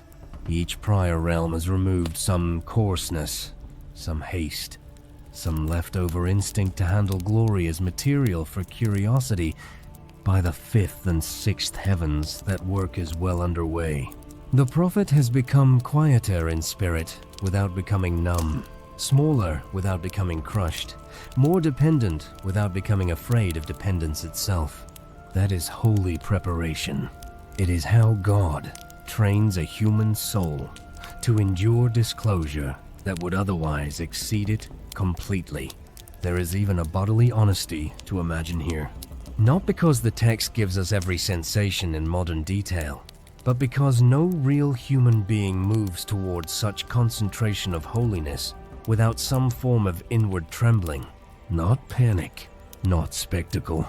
A reverent strain, the kind felt when one knows that the next unveiling may ask for everything simple, yielded, and undefended that remains within him. Isaiah is nearing that threshold now, and all the upper company, all the gathered righteousness, all the ordered praise of these heavens seem to lean in one direction only toward the great glory, before whom every preceding wonder will take its rightful lower place. At this altitude, even anticipation has gravity. Isaiah is not merely waiting for a next scene. He is being gathered toward an encounter for which every prior disclosure has been preparation, pruning, schooling, and mercy. The fifth and sixth heavens have made him readier by making him humbler. By now, even anticipation has been purified. Isaiah is no longer eager in the way curiosity is eager. He is yielded in the way worship is yielded. That distinction matters. Curiosity reaches to take. Worship opens to receive. The fifth and sixth heavens have been curing him of every grasping instinct, so that when the summit appears, he will not rush toward it as a claimant, but bow before it as one taught by ascent itself. And now, the ascent reaches the place toward which every earlier height has been leaning. Not merely another heaven, not only a brighter tier, not simply a more exalted chamber among exalted chambers. The seventh heaven stands before Isaiah as the point where all previous magnificence becomes preparation. The old witness speaks of wonderful light, of angels without number, of the righteous from the earliest ages, and of the great glory itself. But if we are going to remain faithful to the heart nearness of this story tonight, we must not handle those lines as collected marvels alone. We must stay with the prophet who receives them. We must keep close to the human frame into which this unendurable beauty is being poured, because the seventh heaven is not important only for what is there. It is important for what it does to Isaiah. The first heavens corrected him. The middle heavens widened him. The fifth and sixth burdened him. But here, in the highest region of the ascent, the prophet meets a disclosure that outstrips even the categories those earlier realms had been patiently building in him. This is the place where prior language does not vanish, yet begins to feel insufficient, where reverence deepens into something almost speechless, where worship is no longer merely observed from within rank and brilliance, but sensed as the atmosphere nearest the source of all holiness. I imagine the first impression not as noise, but as pressure. Light with gravity in it. Brightness that does not scatter the soul but gathers it and leaves it with nowhere to hide. The text says wonderful light, and that is a true phrase. But perhaps what matters humanly is this: the light of the seventh heaven would not have felt decorative to Isaiah. It would have felt searching, not as accusation, but as the sort of purity before which every remaining fragment of self-protection loosens its grip. A man may speak bravely about divine light from below. To stand near it is another matter. Then light is no metaphor. It is reality that knows more of you than you have words for. And there are angels without number, not a handful to make the scene feel holy, not a symbolic host sketched in broad strokes. Angels without number. Already in the lower heights, Isaiah had learned that heaven is populous with service, ordered by praise, filled with response. But here the abundance reaches a scale that does not merely impress the mind. It places the mind into surrender. The arithmetic of heaven defeats the instinct to measure. The soul realizes it has entered a region where vastness no longer threatens emptiness, because vastness itself is full of adoration. And I wonder whether that fullness might have touched something very tender in Isaiah. A prophet can know long seasons in which faithfulness feels sparse below. Yet here, above all earthly thinness, he is met by plenitude, not chaotic plenitude, consecrated plenitude. The righteous are there too. This matters more than many readers first feel, not because the seventh heaven becomes a census of holy names, because it reveals continuity. The faithful from the time of Adam are not abandoned fragments of forgotten stories. They stand in relation to God. Abel is there. Enoch is there. The old witness lets Isaiah see that obedience, suffering, fidelity, and worship across the ages do not vanish into dust and silence. They gather. They endure. They belong. For a man who has carried a lonely calling on earth, that sight must have struck deep. Not simply, I am comforted. More like, I am not solitary in the history of faithfulness after all. The line of witness did not begin with me. It does not end with me. It lives before God. There is humbling in that. Isaiah is greatly honored here, yet he is not made the center of what he sees. That is one reason the seventh heaven feels true. A lesser vision might have revolved around the seer's specialness. This one does not flatter the seer. Hidek enters him more completely, even as it welcomes him nearer than he has ever been welcomed before. He is allowed to see the gathered righteous, not to feel superior, but to understand communion. He is shown the company of those who have gone before, so that his own burden may be interpreted within a much older obedience. That is not less personal than a private revelation. It is more personal. It tells the prophet that his life has always belonged to a story vaster and holier than the narrow frame of his own years. And then there is the great glory. The phrase itself asks for restraint. Too much language around it becomes a way of refusing its weight. Too much ornament can become a shield against the simple terror and splendor of what the words are trying to indicate. The great glory, the highest presence, the one before whom every other wonder finds its meaning. Isaiah does not arrive here as a man untouched by a scent. He has been prepared, thinned of self-importance, schooled in reverence, strengthened under increase. Still, preparation does not make ultimate nearness ordinary. It only makes it survivable, and even survivable nearness can remain almost unbearable in its beauty. Perhaps this is why I keep returning to Isaiah's humanity. Without that, the seventh heaven becomes only a theological summit. With it, the whole scene changes. We can ask the more searching question. What is it like for a mortal consciousness to stand where the great glory is no longer a sermon line, no longer a phrase from liturgy, no longer a hope told by faith, but the overwhelming center of what is now before him? I do not think the answer is excitement. I do not think it is triumph either.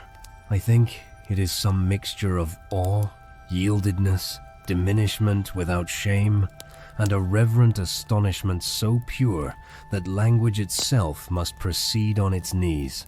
The old account also speaks of garments, thrones, crowns, not yet fully taken up in the final way.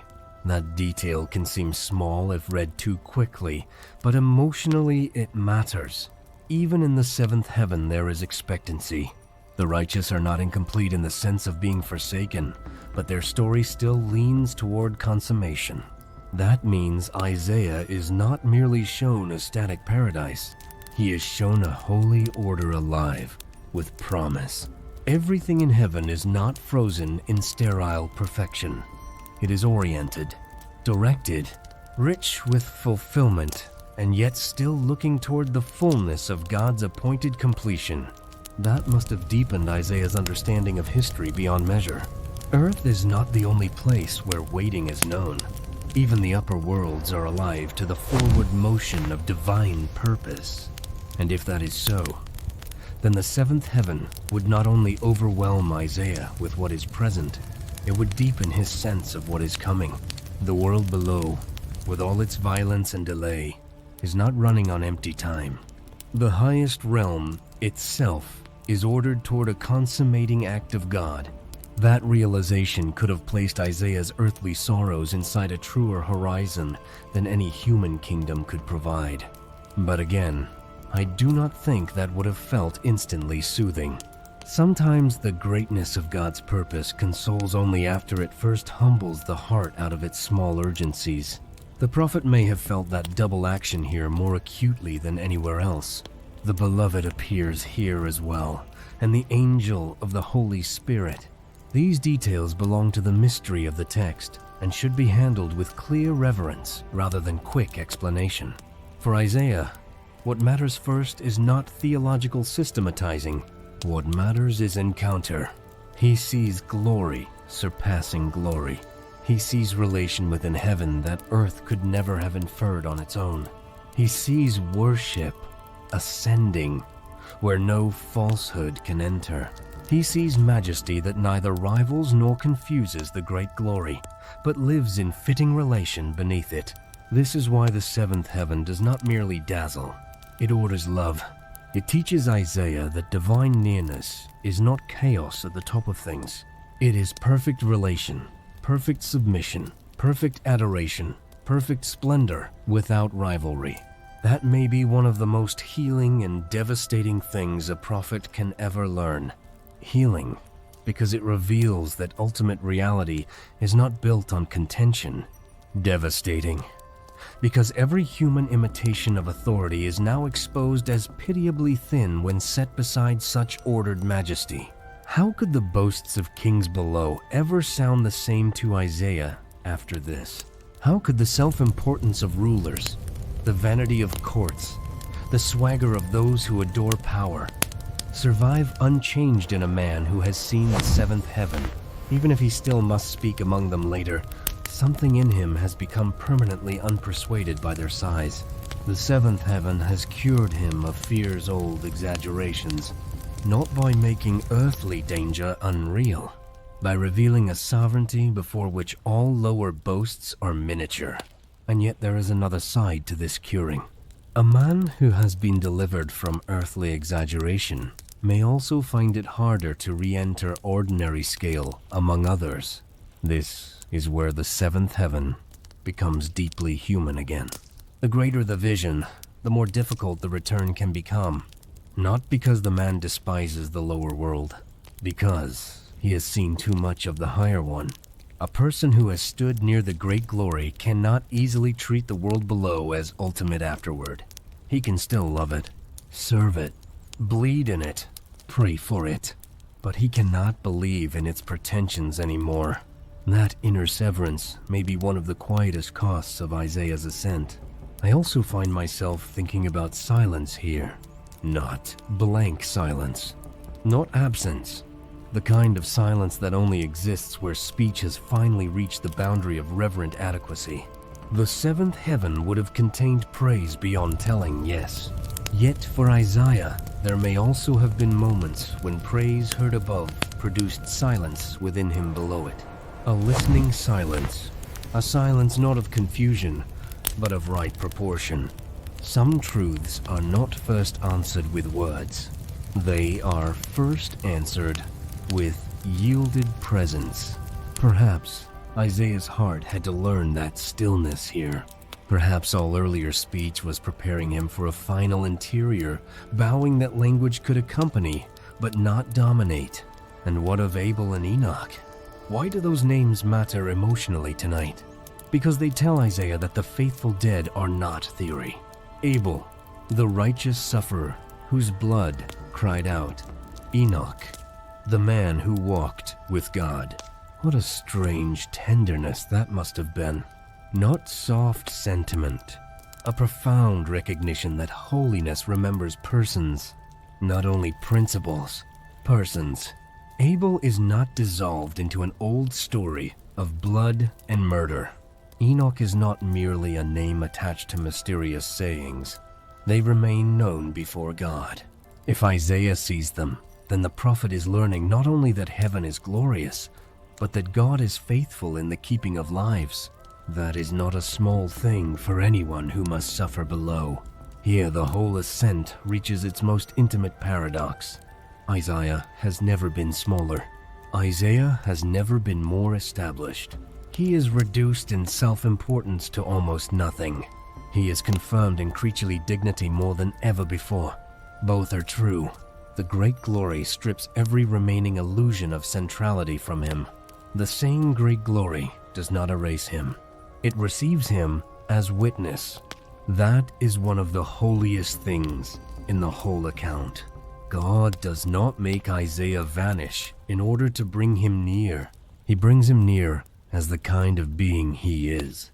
Finite, responsive, upheld by gift, capable of worship, unable to boast.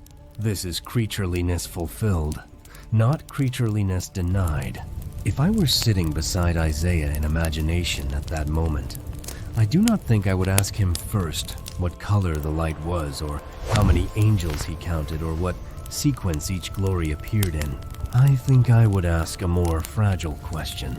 Isaiah, what happened to your heart when you realized that everything you had ever trusted by faith was more real, more populated, more ordered, and more holy than even your obedience had managed to imagine?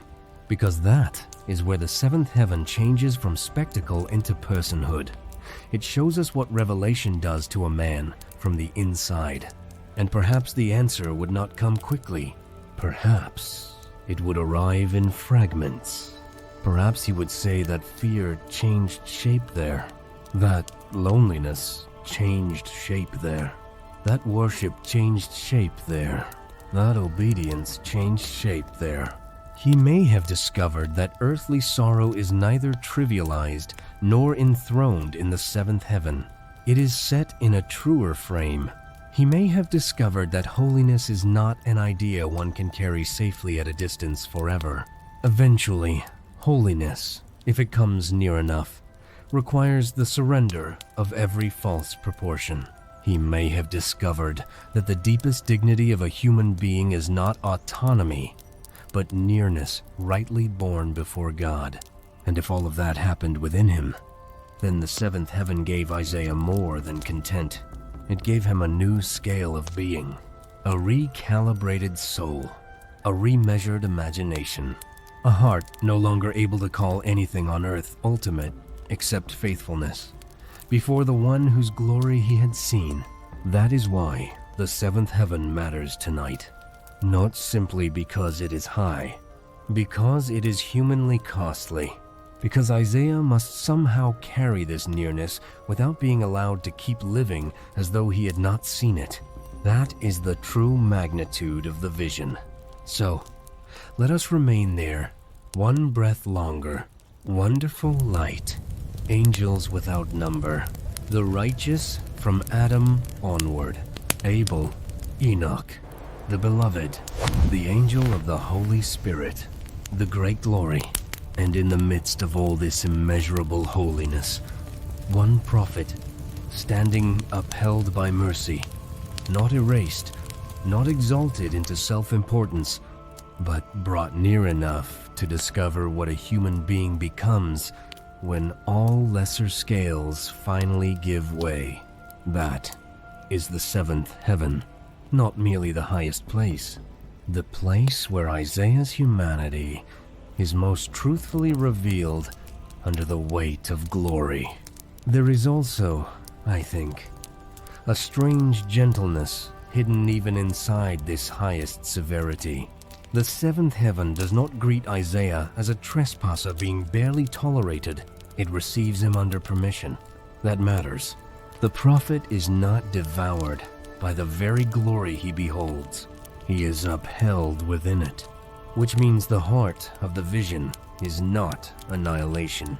It is nearness born by mercy. God remains infinitely above the creature, and yet the creature is not cast out for being creaturely. He is strengthened enough to remain present. That combination of majesty and mercy may be one of the most beautiful truths in the whole ascent. The great glory does not become smaller in order to be approached. The witness is sustained so that approach may occur. And because approach occurs that way, the seventh heaven gives Isaiah not only a revelation of upper holiness, but a revelation of divine regard. To be brought there at all is to learn that God is not careless with the faithful. He does not merely command from an unreachable brightness and leave his servants to imagine the rest. At times, by his own freedom, he lets one of them see further in, not because the servant deserves to master the mystery, because the Lord is generous enough to strengthen witness through disclosure. That would have mattered deeply to a prophet standing in a world where truth is often resisted. He is not laboring beneath an absent God. He is serving before one who can draw his servant nearer than the world below would ever think possible. I wondered too whether the seventh heaven gave Isaiah a new understanding of praise itself.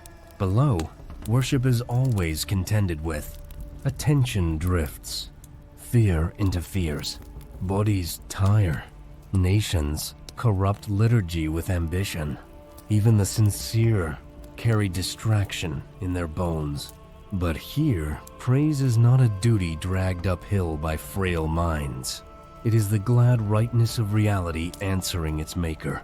To behold that must have entered Isaiah like a wound of beauty. He would know forever afterward that worship below, however faithful, was a fragment reaching towards something fuller. That realization could humble him, but it could also console him. Every true act of praise on earth belongs to an upper world of fittingness already alive before God. Nothing sincere is hanging in emptiness. It is reaching toward its true home. And perhaps that is why the seventh heaven remains so moving. It does not merely tell Isaiah that God is glorious. It lets him see that all created faithfulness, from Abel onward, finds its continuity there. Praise is not wasted. Witness is not wasted. Suffering in righteousness is not wasted. Nothing given to God in truth disappears into unremembered dark. The highest heaven holds continuity, where earth often sees only interruption. For a prophet, that is not a decorative insight. It is stamina. It is bread for later sorrows.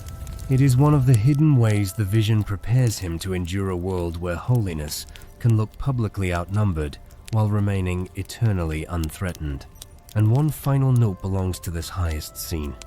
The seventh heaven shows Isaiah that the summit of reality is not loneliness, but communion ordered around God. That matters, because human beings often fear that the higher one rises in holiness, the colder everything must become. Yet here, the opposite appears. The nearer the source, the more fitting relation. The more gathered praise, the more coherent love. Nothing is lonely in the center except the creature who has not yet learned to belong there rightly. Isaiah is being taught belonging of the purest kind. He cannot stay in that visibility forever as a man on earth.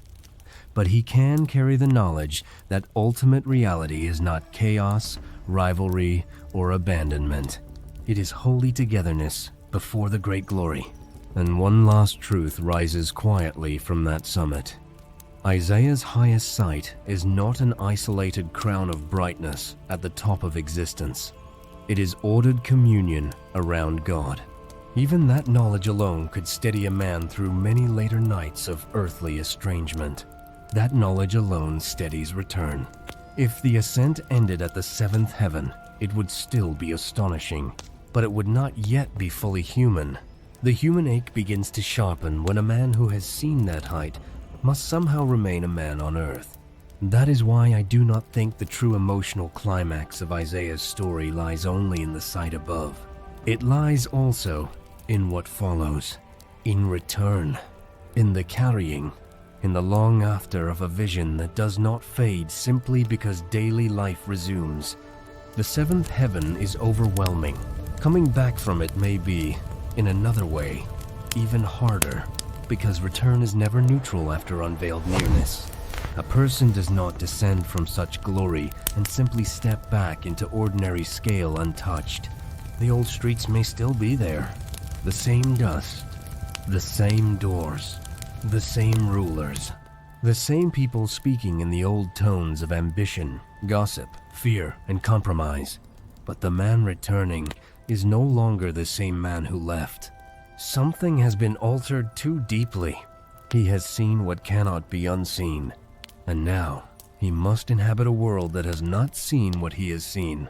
That difference alone can become a kind of loneliness.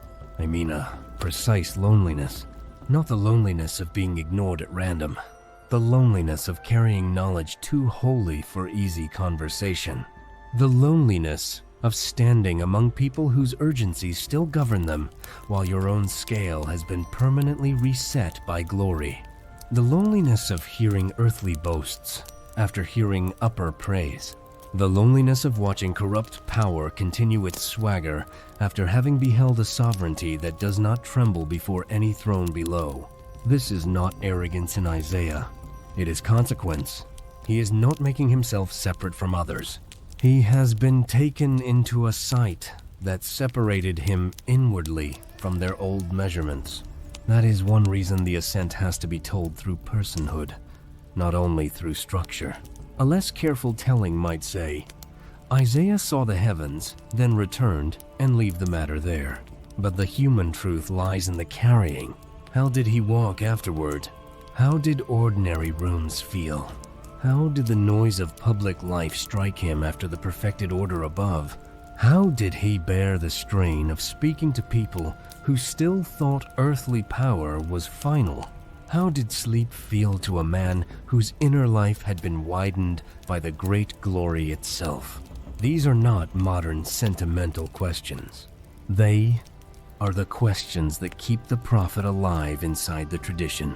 Perhaps the first burden of return is disproportion. The world below keeps acting as though it explains itself.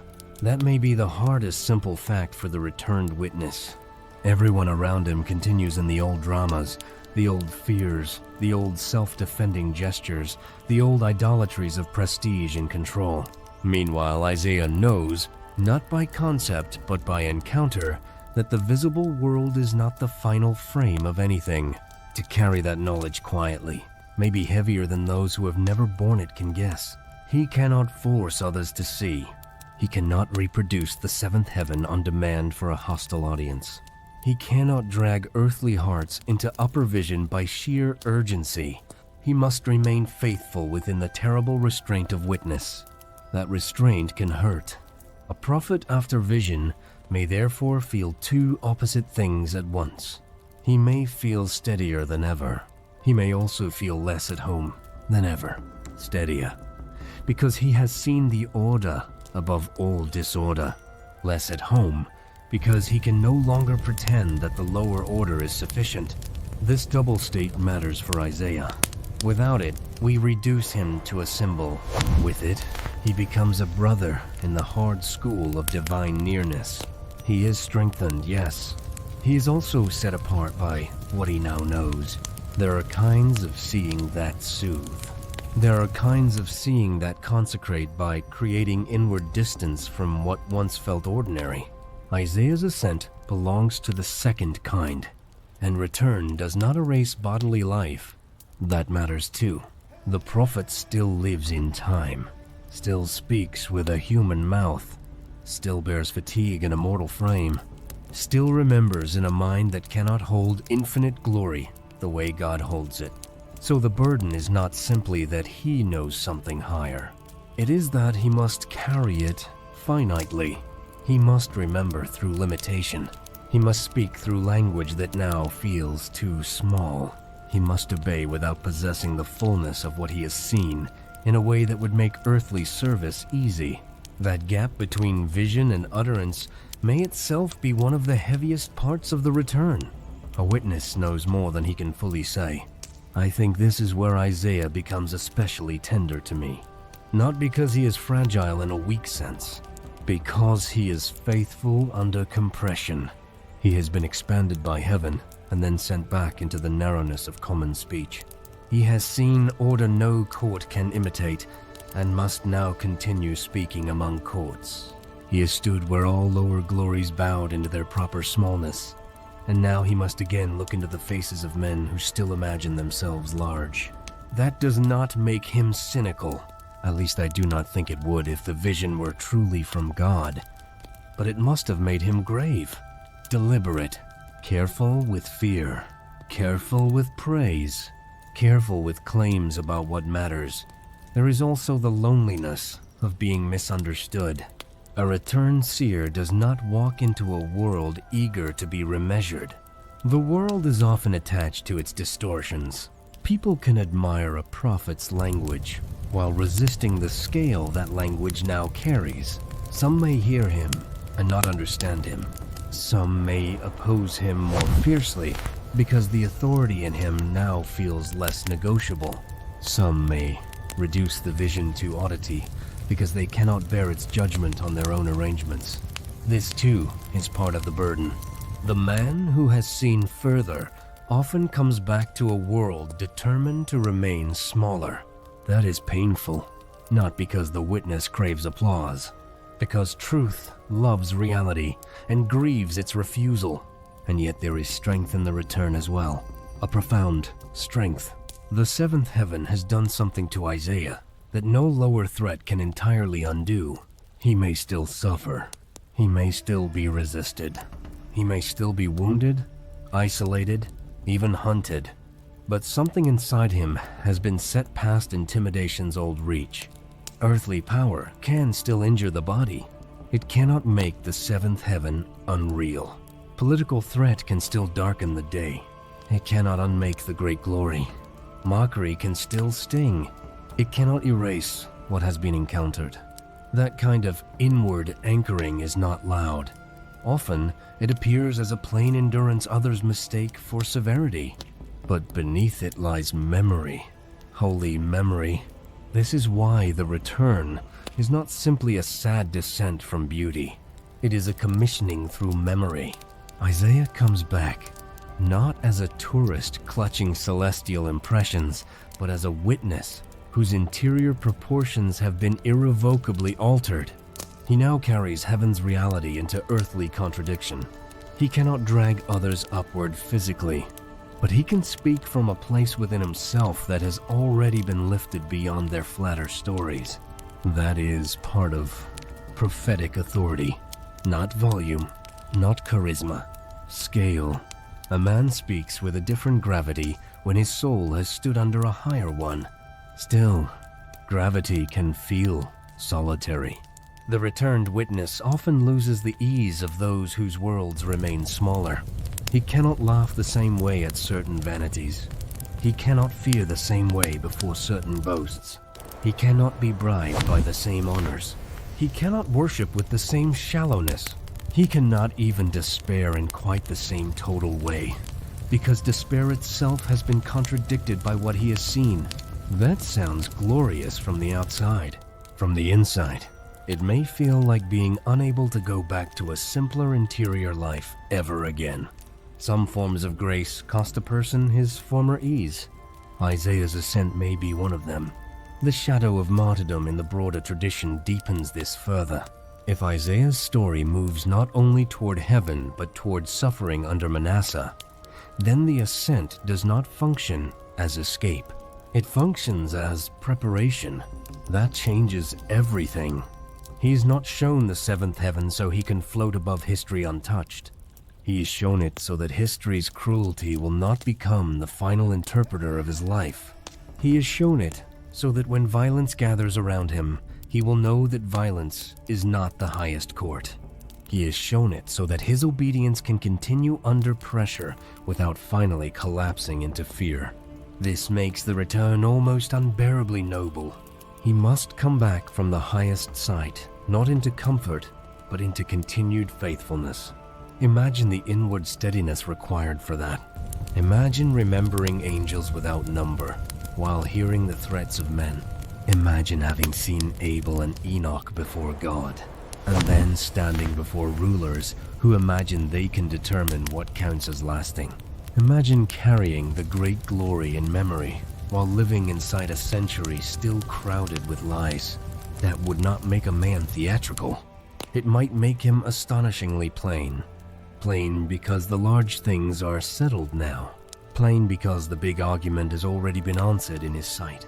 Plain because performance becomes unnecessary once truth has exceeded all ornament. Perhaps some of Isaiah's later steadiness belongs here.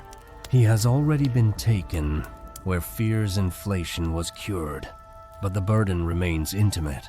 I keep returning to that word carrying because it feels right. A vision can be given in a moment and carried for years. Its weight can change with circumstance. Its meaning can deepen under suffering. Its loneliness can sharpen when the world below grows louder in its self-deception. Isaiah's ascent is not a single dazzling event placed in the past. It becomes part of the prophet's inner weather thereafter, part of how he measures speech, part of how he bears delay, part of how he faces opposition, part of how he grieves, part of how he hopes. That is what makes the story so human. The vision does not stay behind in heaven. It enters the man and continues living there. And maybe this is where the listener can feel nearest to Isaiah tonight. Not by imagining ourselves in the seventh heaven first, by sitting beside the prophet after he has returned from it. There is something deeply companionable in that image. A man who has seen too much to be casual anymore, and yet must still keep walking among ordinary things. A man who knows higher praise, and yet must still speak in human words. A man who has been rendered inwardly spacious by glory, and yet must still endure the cramped rooms of earthly life. Many people know at least a faint version of that ache. Not the seventh heaven itself, but the experience of having touched something true that made old scales impossible afterward. Isaiah carries that ache in its holiest form. I do not think the answer to such loneliness is to make the prophet softer by turning him into a generalized comfort figure.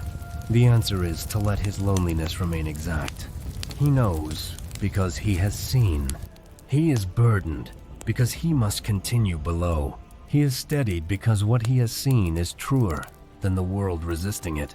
He is separated inwardly from old illusions, yet not released from love toward those still held by them. That is the cost. He must keep loving a world he can no longer believe in on its own terms. That is one of the deepest shapes of prophetic compassion. Not agreement, not contempt. Faithful love after false scales have been broken. So, when we think of Isaiah returning, let us not think only of descent. Let us think of transposed living. The same earth under his feet, and different heaven inside his memory. The same history around him, a different scale ruling him within. The same human body. A different measure of fear. The same call to speak. A different depth from which those words must now come. This is the burden and the gift together. The loneliness and the anchoring together. The wound and the strengthening together. He returns, yes, but he returns carrying a sight that has permanently altered what it means for him to remain a man on earth. There is one more sorrow in that return which deserves to be named carefully. A man who has seen such glory cannot unteach himself what true worship looks like. So when he comes back among distorted loves, corrupted altars, frightened compromises, and public religion drained of awe, he does not merely notice flaws. He feels fracture. He has seen creatures rightly arranged before God, and therefore every misarranged devotion below must cut him more sharply than before. This is not spiritual irritability. It is the grief of proportion. The prophet now knows what the human heart was made for, and so he also knows more deeply what it becomes when it turns aside. That grief may make him appear severe to others, yet beneath severity may live a wounded tenderness. Not the generalized softness that asks nothing of anyone, but the ache of one who has seen the upper beauty for which even his opponents were made. Isaiah's burden is not only that he knows more, it is that he knows, with painful clearness, that those resisting truth are refusing a kingdom of unimaginable fittingness. He cannot simply despise them if the vision has made him truer, nor can he agree with them. He must remain in that difficult middle place where love and judgment refuse to separate. And even ordinary rest may have changed for him. When a man's inward scale has been transformed, silence itself becomes different. Night is no longer only the absence of labor.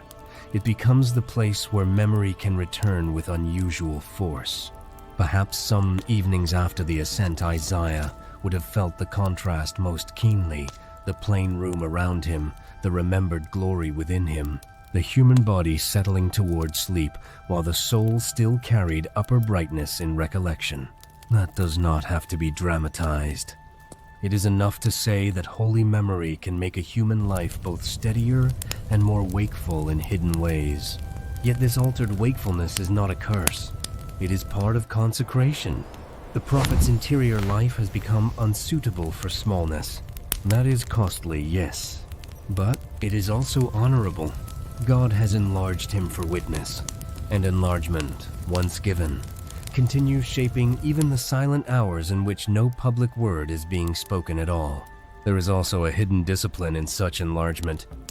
Isaiah cannot use the vision to excuse himself from patience. The very height of what he has seen requires a slower, cleaner endurance below. He must keep walking among partial understandings without becoming contemptuous. He must keep speaking among smaller imaginations without becoming theatrical. He must let heaven purify his manner as much as his message. That, too, is part of the burden of return. Glory carried rightly does not merely deepen conviction, it refines tone. There is another burden in the return that should remain visible. Isaiah must keep loving people whose scale has not yet been healed. He cannot merely outgrow them inwardly and leave charity behind. The ascent makes him truer, not colder. So he must carry upper sight without losing earthly compassion. That is difficult holiness.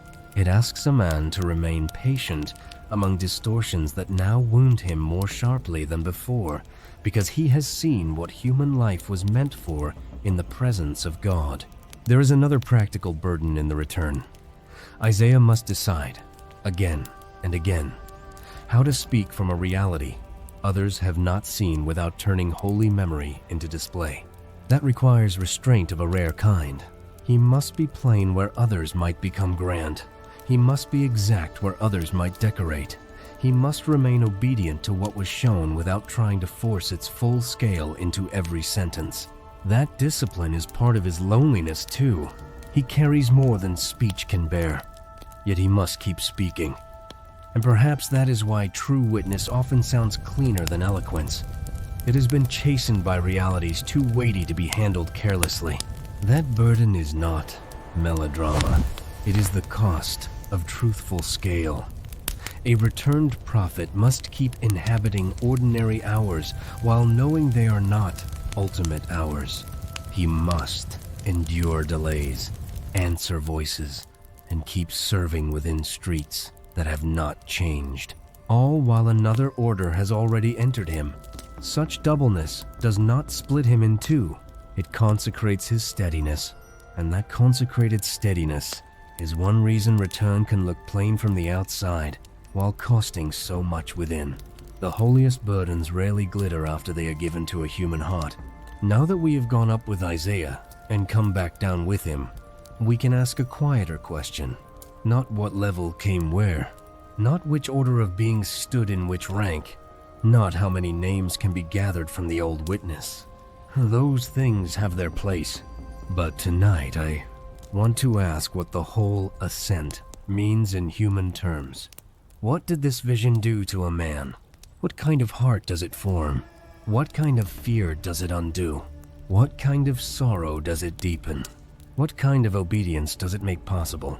The first human meaning, I think, is proportion. Isaiah learns that the world below is real, but not ultimate. That sounds simple, until it enters a life.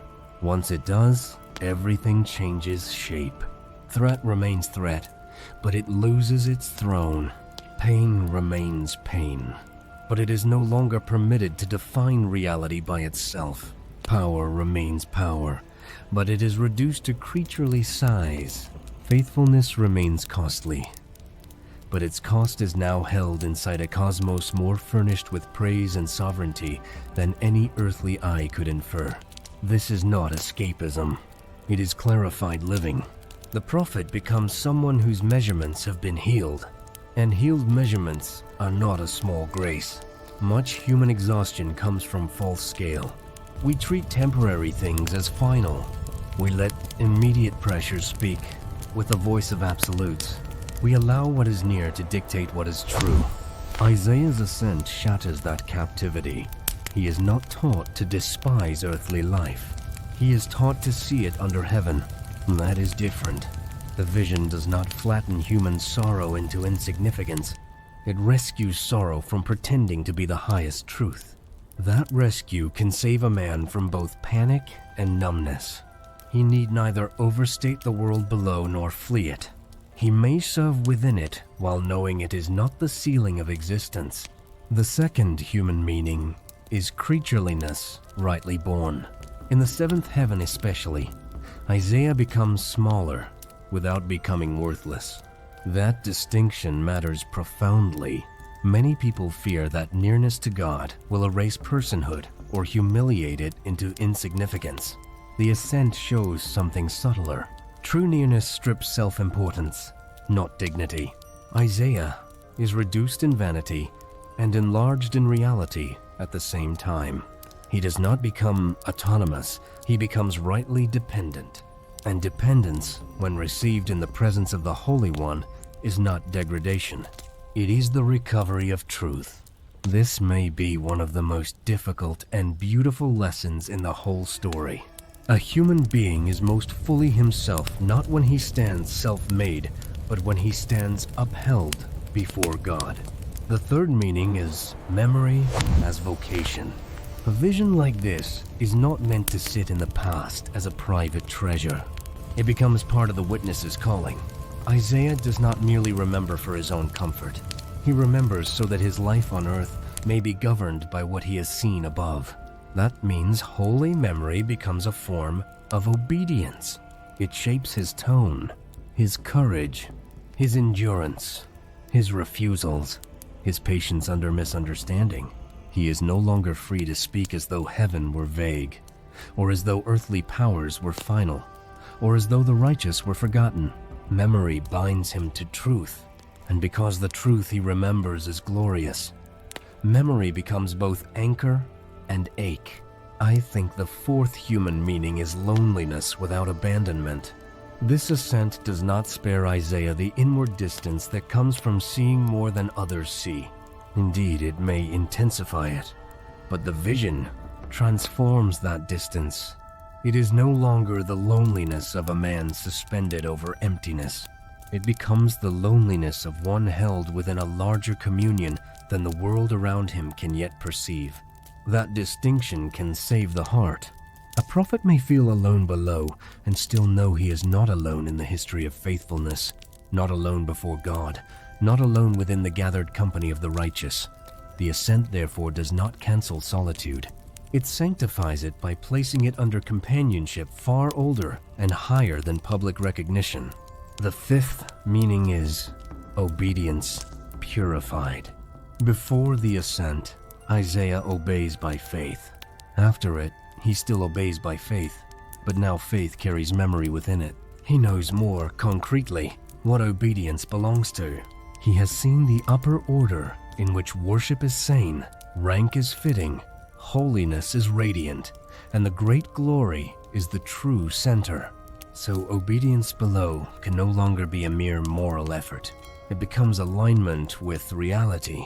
That may make it harder in some moments, because the prophet now feels more sharply what disobedience contradicts.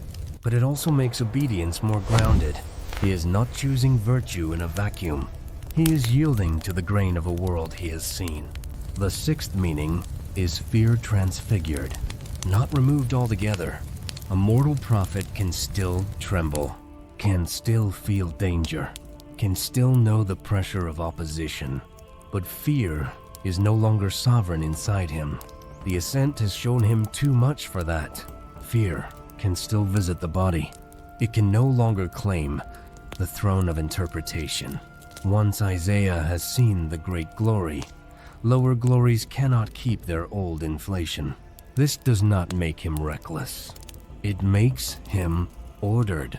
There is a remarkable freedom in a life where fear has been resized. Many people seek comfort. What Isaiah receives is truer and more demanding. He receives a new hierarchy of awe. And when awe is rightly ordered, fear has to live in a smaller room.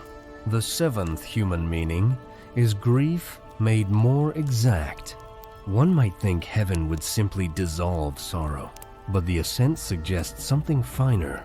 It may deepen grief by showing more clearly what earth is refusing. Isaiah can now mourn rebellion, with truer knowledge of the beauty against which rebellion stands. He can mourn idolatry with sharper awareness of the worship for which creatures were made. He can mourn violence with deeper certainty that human life belongs under another sovereignty altogether. This grief is not despair. It is love clarified by truth. And perhaps some of the gravity in prophetic voices comes from exactly this. They have glimpsed enough holiness to know what human distortion is costing the world. The eighth human meaning is hope with backbone, not optimism, not the fragile cheerfulness people put on when they fear collapse. A tougher hope. A hope born from contact with upper order. Isaiah can hope because he has seen that reality is not ruled by the loudest thing in view. He can hope because the righteous are remembered. Because holiness is not vulnerable in the way earthly institutions are vulnerable. Because even the highest heavens are alive with purpose, moving toward consummation. Hope of this sort does not need good headlines to survive. It survives because it has stood near what cannot be shaken by passing regimes. That is the sort of hope that can remain gentle without becoming flimsy. And finally, the ascent means that Isaiah's humanity is not incidental to revelation. It is the very place revelation lands. This may be the most important human meaning of all. God does not choose a stone to show the heavens. He chooses a man, a finite, feeling, remembering, bearing, speaking man. That means revelation is not meant to bypass the human condition as though it were a defect to be avoided. It enters it, works upon it, consecrates it, stretches it, purifies it, and sends it back into history bearing witness.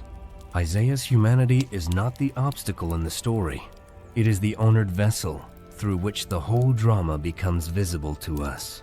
This is why the ascent should never be told as an inventory alone. If we only list the heavens, we miss the man. If we only describe the glories, we miss the cost. If we only marvel at the mystery, we miss the interior reordering by which a prophet becomes able to live after mystery has come so near. The human meaning of the vision is that holiness, when truly encountered, does not merely inform. It reforms proportion. It breaks false centralities. It grants memory that becomes vocation. It creates loneliness that is companioned. It deepens grief without surrendering to despair. It generates hope with sinew in it. And it teaches a man how to remain human more truthfully by bringing him nearer to God. So if someone asked me tonight what the ascent of Isaiah means at the level of the heart, I would answer this way. It means a human being can be brought so near to glory that every lesser scale is forever broken, and yet he can still be sent back to walk among dust, speak among men, suffer under rulers, and remain faithful without pretending that dust and rulers are ultimate. That is not a small lesson. It may be one of the most necessary lessons old sacred literature can still give, because many people live as if the visible is the whole room, as if exhaustion is final, as if public power defines reality, as if the dead faithful are lost, as if obedience is merely private morality, as if worship is a niche practice rather than the native sanity of creation. Isaiah's ascent says otherwise, not by argument alone, by encounter.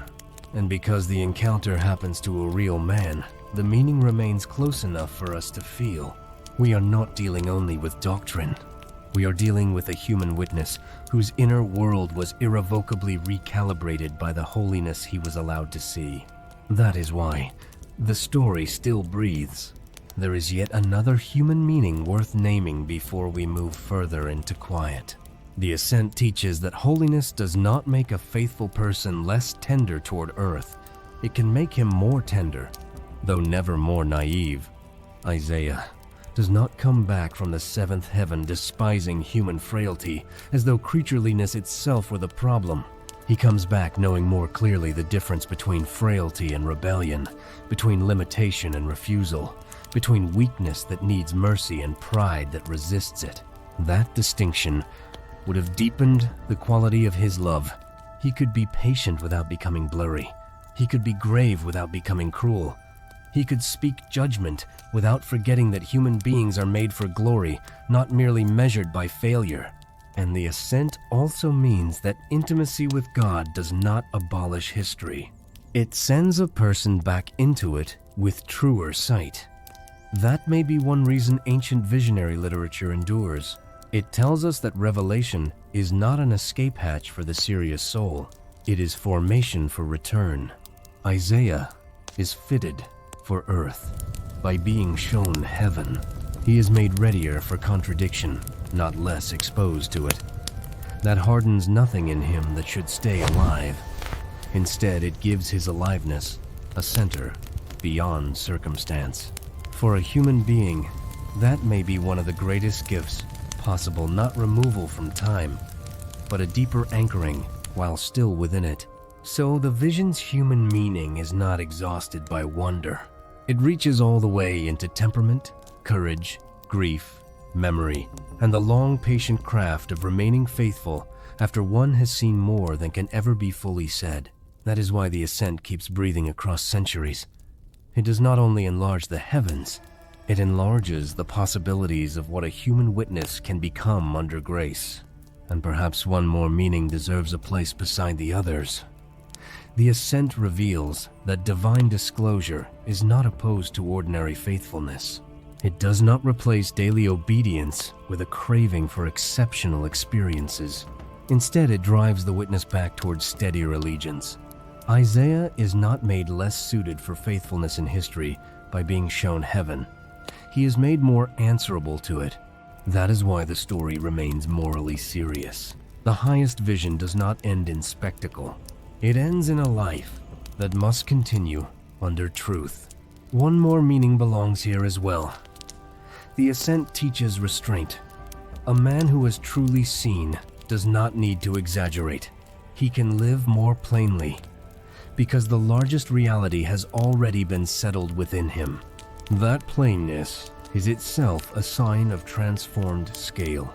There is also this. The Ascent teaches that revelation is not given to make a person exceptional in his own eyes. It is given to make him answerable.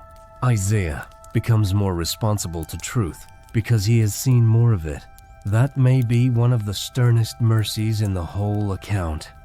Greater sight does not release him from earthly faithfulness. It binds him more deeply to it, and that seriousness leaves a mark on how the prophet inhabits ordinary moments. He can no longer waste himself on grandeur borrowed from earth. The large thing has already been seen. What remains is fidelity shaped by that sight. Such knowledge does not simplify life. It sanctifies endurance within it. Before sleep takes this story gently from our hands, we need to stay with one truth until it settles completely. Isaiah did not merely see the seventh heaven. He had to carry the weight of that nearness while still remaining a man on earth. If that sentence is lost, the heart of the whole title is lost with it, because the greatness of the story is not only that a prophet was shown the highest realm, it is that the showing entered his humanity and altered the way he would thereafter bear fear, grief, obedience, memory, and love. Many retellings are content with the first half. Isaiah saw wonderful, mysterious, ancient, exalted. But the old witness asks more from us than that. It asks whether we are willing to think about what sight costs. What happens when a human life is taken beyond the scales by which ordinary existence normally operates?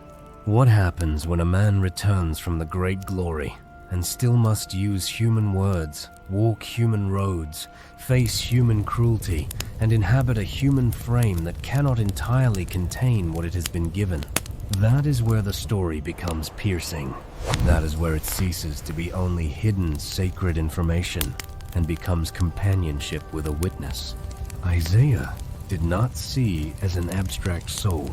He saw as Isaiah, as this prophet, with his history, with his prior obedience, with the strain already marked into him by earthly calling, with the shadow of resistance in his world, with the possibility of suffering ahead. Every detail of the ascent therefore enters a specific life. That is why it matters that we keep his personhood intact. A vision without a person becomes a diagram. A person within a vision becomes a testimony. And testimony is what can still sit beside us in the dark without turning generic. To say he carried the weight of nearness means several things at once. It means he could no longer fear as though earthly powers were ultimate. It means he could no longer grieve as though the faithful dead were lost. It means he could no longer obey as though obedience belonged to a small moral system rather than to a universe burning with worship. It means he could no longer treat holiness as distant vocabulary. It means he could no longer return to the old proportions of life without inward contradiction. The ascent did not simply add information to him. It restructured the interior room in which he lived.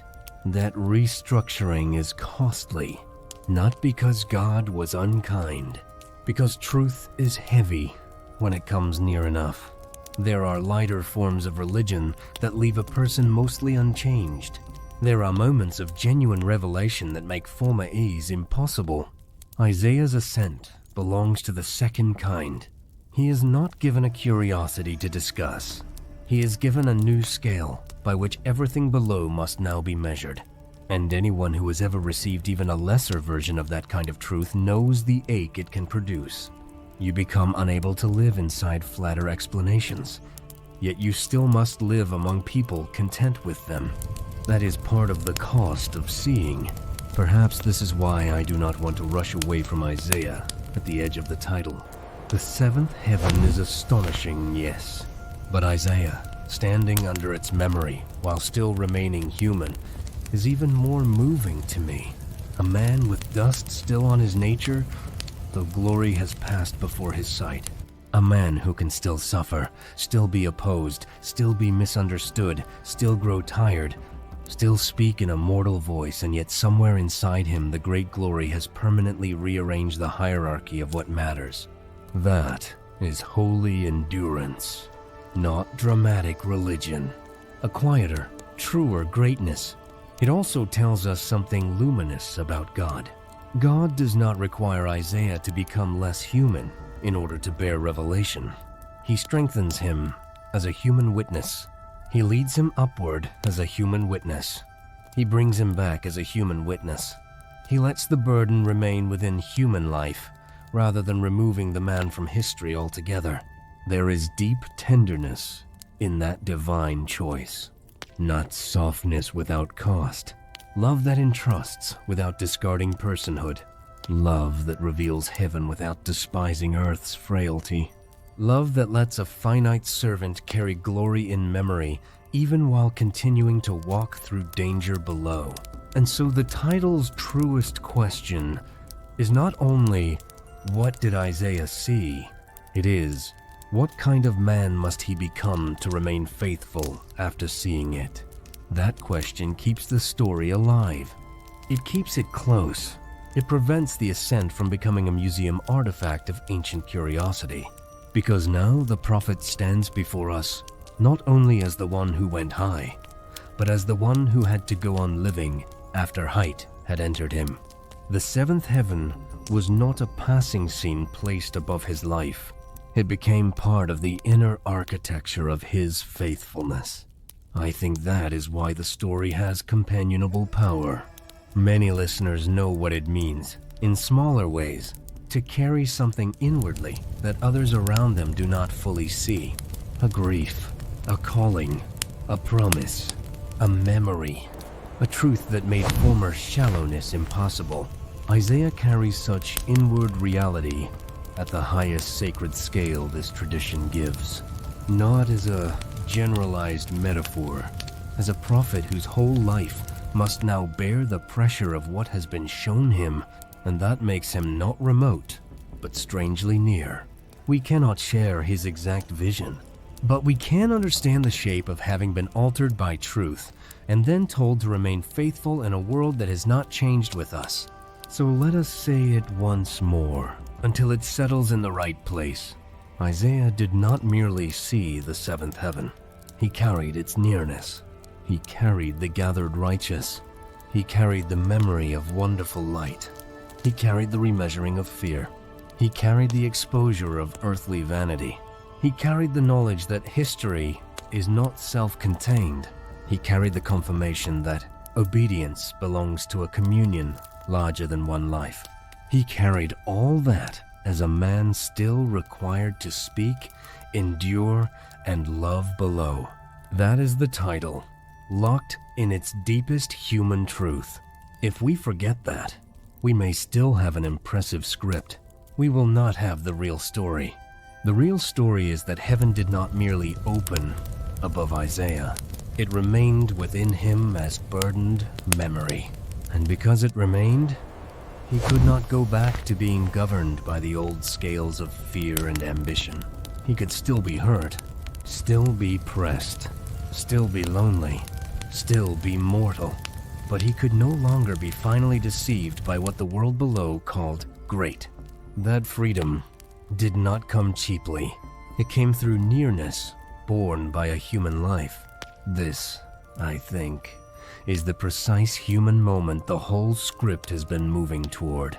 Not simply Isaiah looking upward. Isaiah, learning how to remain on earth after heaven, has become irreversible within him.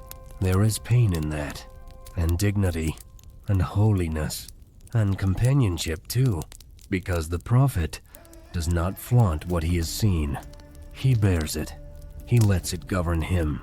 He allows it to deepen obedience rather than inflate self-regard.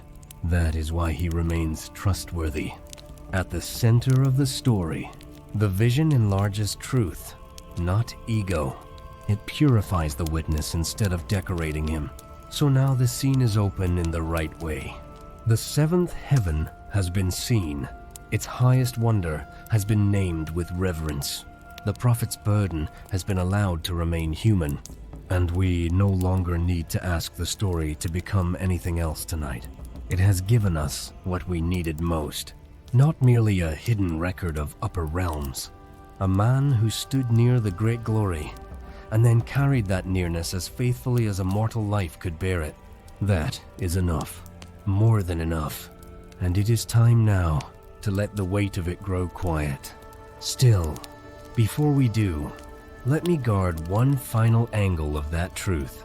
When we say Isaiah carried the nearness of the seventh heaven, we are not saying he walked around displaying hidden grandeur to others. The holiest burdens rarely make a person theatrical. More often they make him quieter, cleaner in emphasis, harder to seduce with lesser prizes. The proof that Isaiah truly saw is not that he became flamboyant in religion. It is that his measure of greatness was forever broken open. Men could still threaten him, but they could not finally impress him. Suffering could still wound him, but it could not persuade him that history was masterless.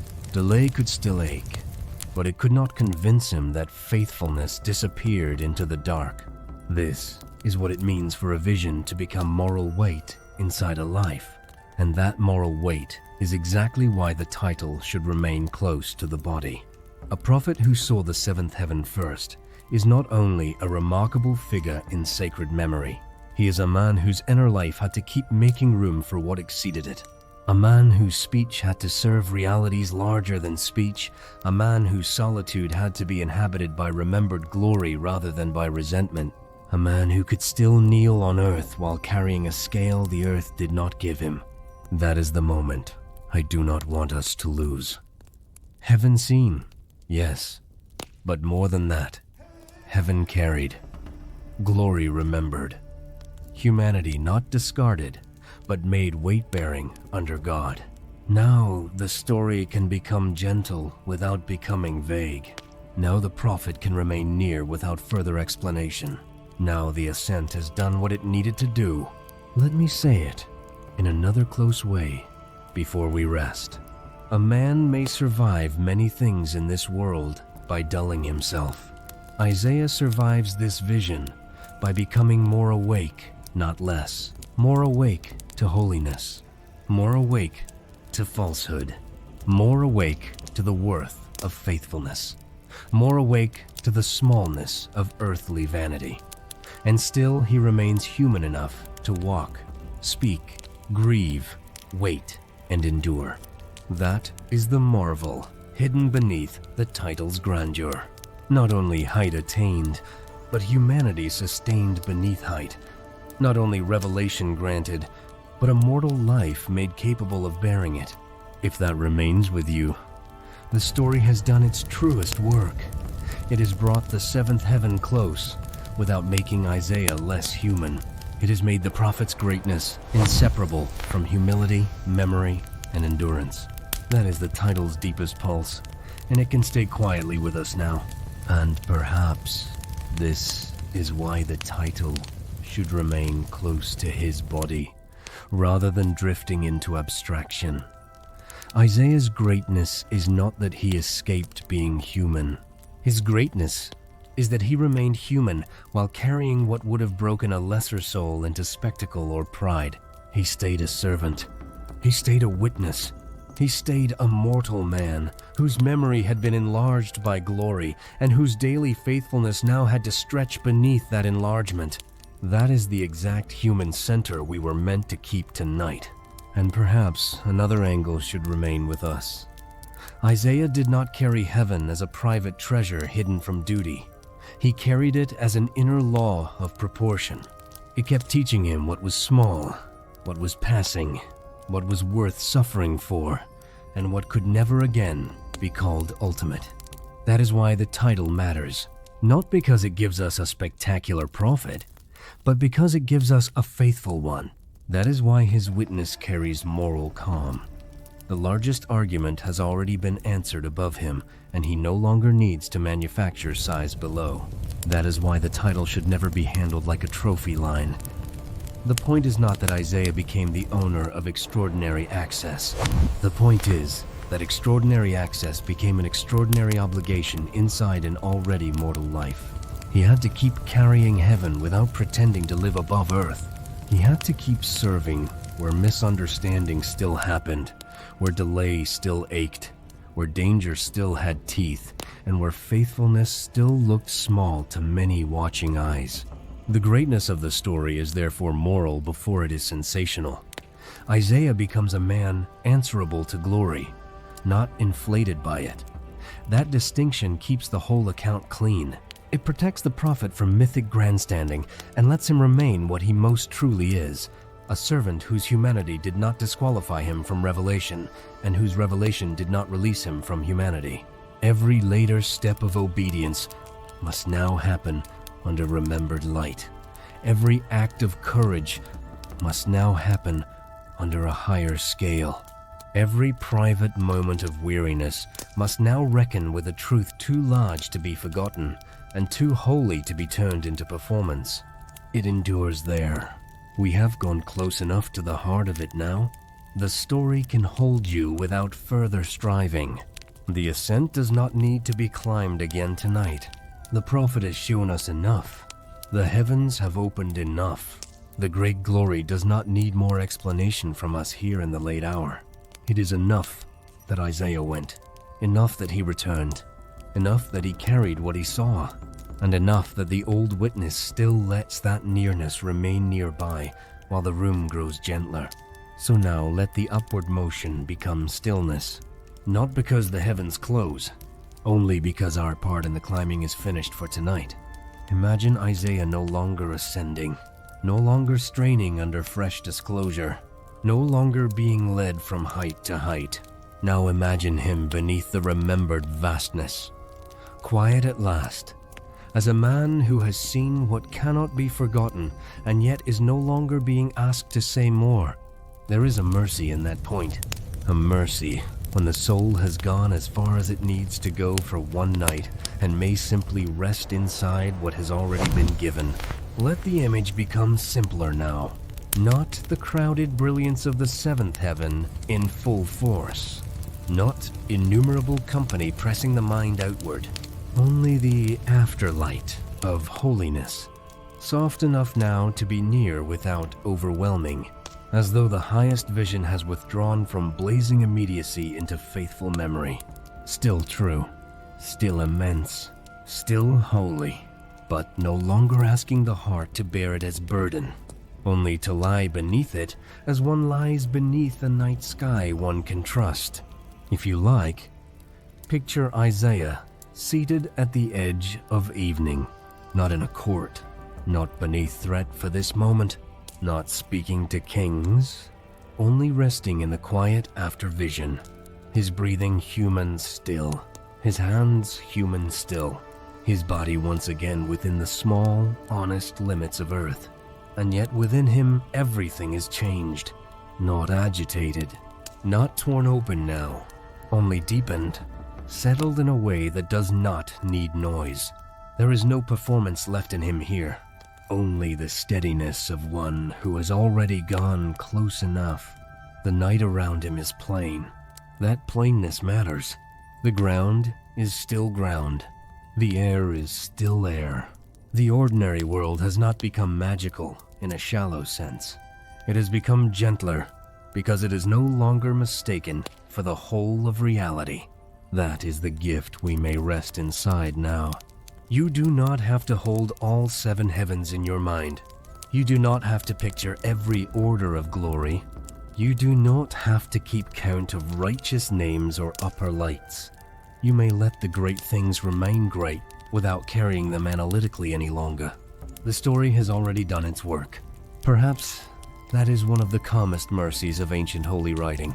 It can take the soul close to what is larger than it can manage.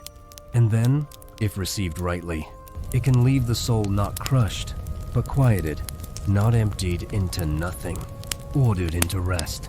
The prophet's burden is not yours to lift tonight. Only his companionship is near. His witness remains beside the bed of the mind, not to intensify thought, but to release it from smaller tyrannies. If the world felt too loud before this story began, it does not have to be loud here. It can recede now, not disappear forever. Only recede enough that your inner room may remember it belongs under a greater peace than earthly noise can create.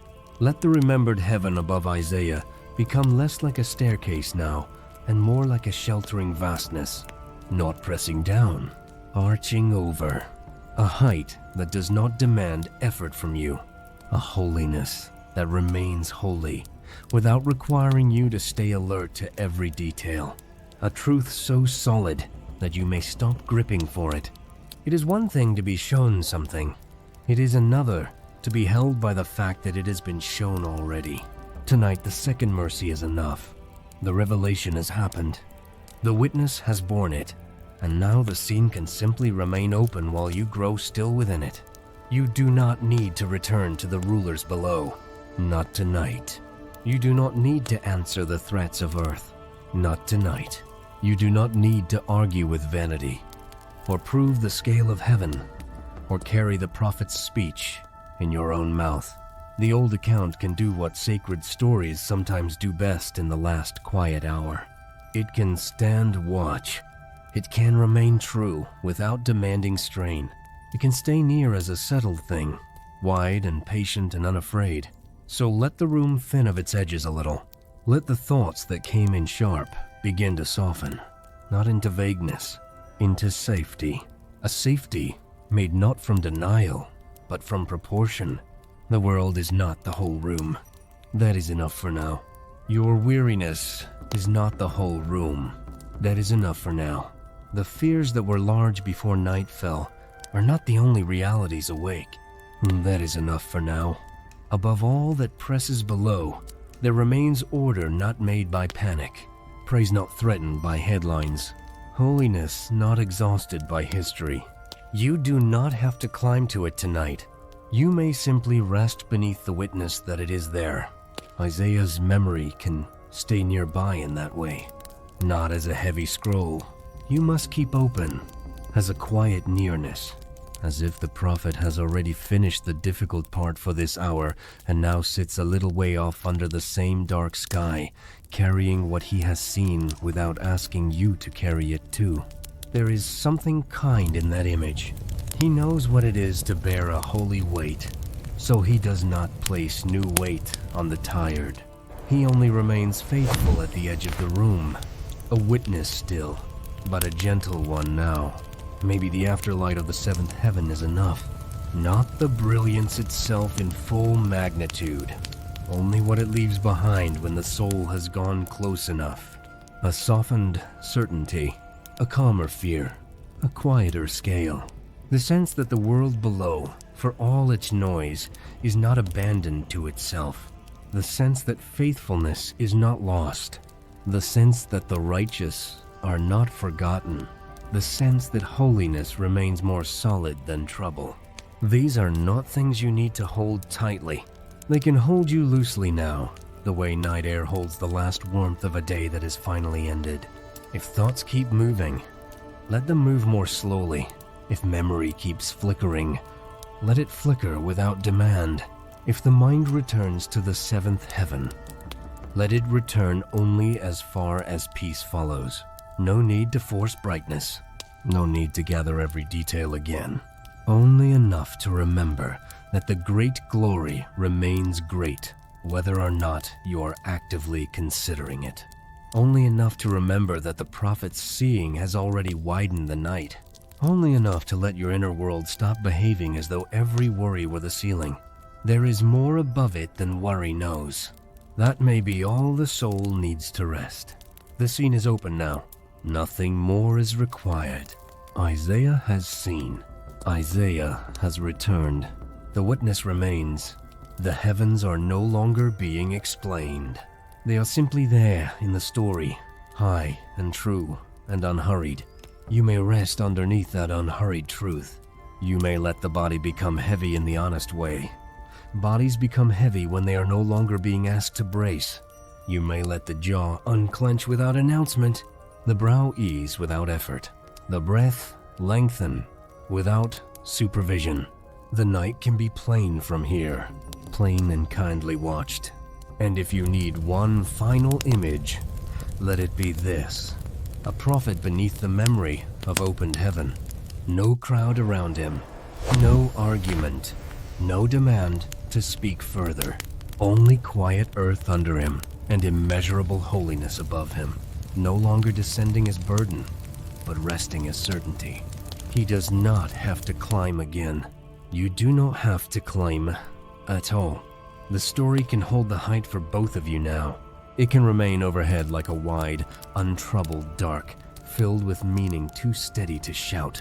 That is enough. The night may take it from here, and if the mind reaches upward once more before sleep, let it do so lightly. Not to analyze, not to rehearse every scene, only to remember that above every straining thought there remains a steadier order than thought can build for itself. That remembrance can be small now, a dim but faithful awareness, enough to let the shoulders loosen into the mattress, enough to let the chest rise without argument, enough to let the body receive what the spirit no longer needs to chase. The story is already doing the holding. You may stop reaching and simply be held within its wider proportion. If rest comes slowly, let it come slowly. Nothing in the heavens is hurried tonight. Not the righteous, not the praise, not the remembered prophet, not the patient dark around this hour. You do not have to force descent into sleep any more than Isaiah had to force ascent into glory. One was given, the other may be received. That is enough instruction for now. And if wakefulness lingers for a little while, it does not have to feel like failure. The night can still be kind while you remain awake within it. Isaiah's story is not measuring performance. It is offering proportion.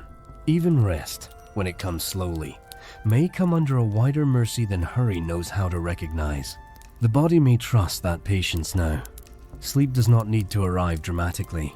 It may come the way still water settles after wind has passed over it. Little by little, edge by edge, breath by breath. Nothing in this story is hurrying you toward rest. It is only making rest easier to receive. The room may trust that looseness. The thoughts do not have to become perfect before rest arrives. They only need to become less defended. That gentler surrender is enough for this hour. Even that is enough to soften the hour. Nothing more exact is required. The body can rest more easily when the soul no longer insists on being its own ceiling. Let that be enough now. Let the larger order remain large without asking your mind to keep lifting it tonight. The story stays nearby now, not to press on you, only to keep a little watch while you rest. Isaiah remains where we left him, a man who has seen greatly and is quiet now. The heavens remain where they were, high, true, untroubled, no longer asking anything more from this hour. If the world below still murmurs somewhere beyond the edge of rest, let it murmur far away. It does not have to enter here. The prophet's witness is enough company. The afterlight of holiness is enough shelter. Nothing needs to be solved tonight. Nothing needs to be proven tonight.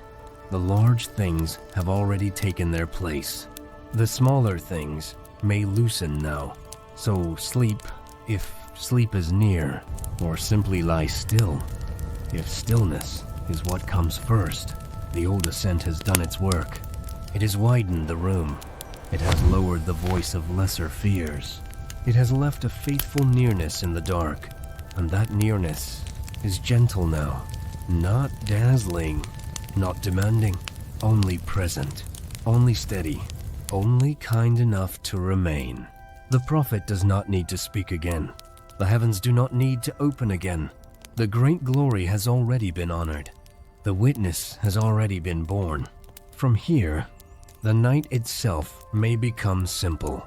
A quiet earth, a watched rest, a heart no longer crowded by the old measurements. Stay here as long as you need. The story will not rush you. It will not leave in haste. It will sit near in the dark like a truthful companion, saying nothing more, asking nothing more, only remaining until your own thoughts grow softer and your own breathing follows them down into rest. And when sleep comes, let it come under that wide remembering. Above every smaller ceiling, there is still a greater height. Above every troubled hour, there is still a truer order. And tonight, that is enough. The witness keeps its lamp without noise. Not a lamp of flame in a room of stone. A lamp of remembered truth, steady enough that you do not need to tend it. Isaiah's story can rest beside you in that way, not brilliant now, simply faithful. If thoughts wander, let them wander under that faithfulness. If sleep delays, let delay itself soften under it. Nothing urgent is being asked of you here.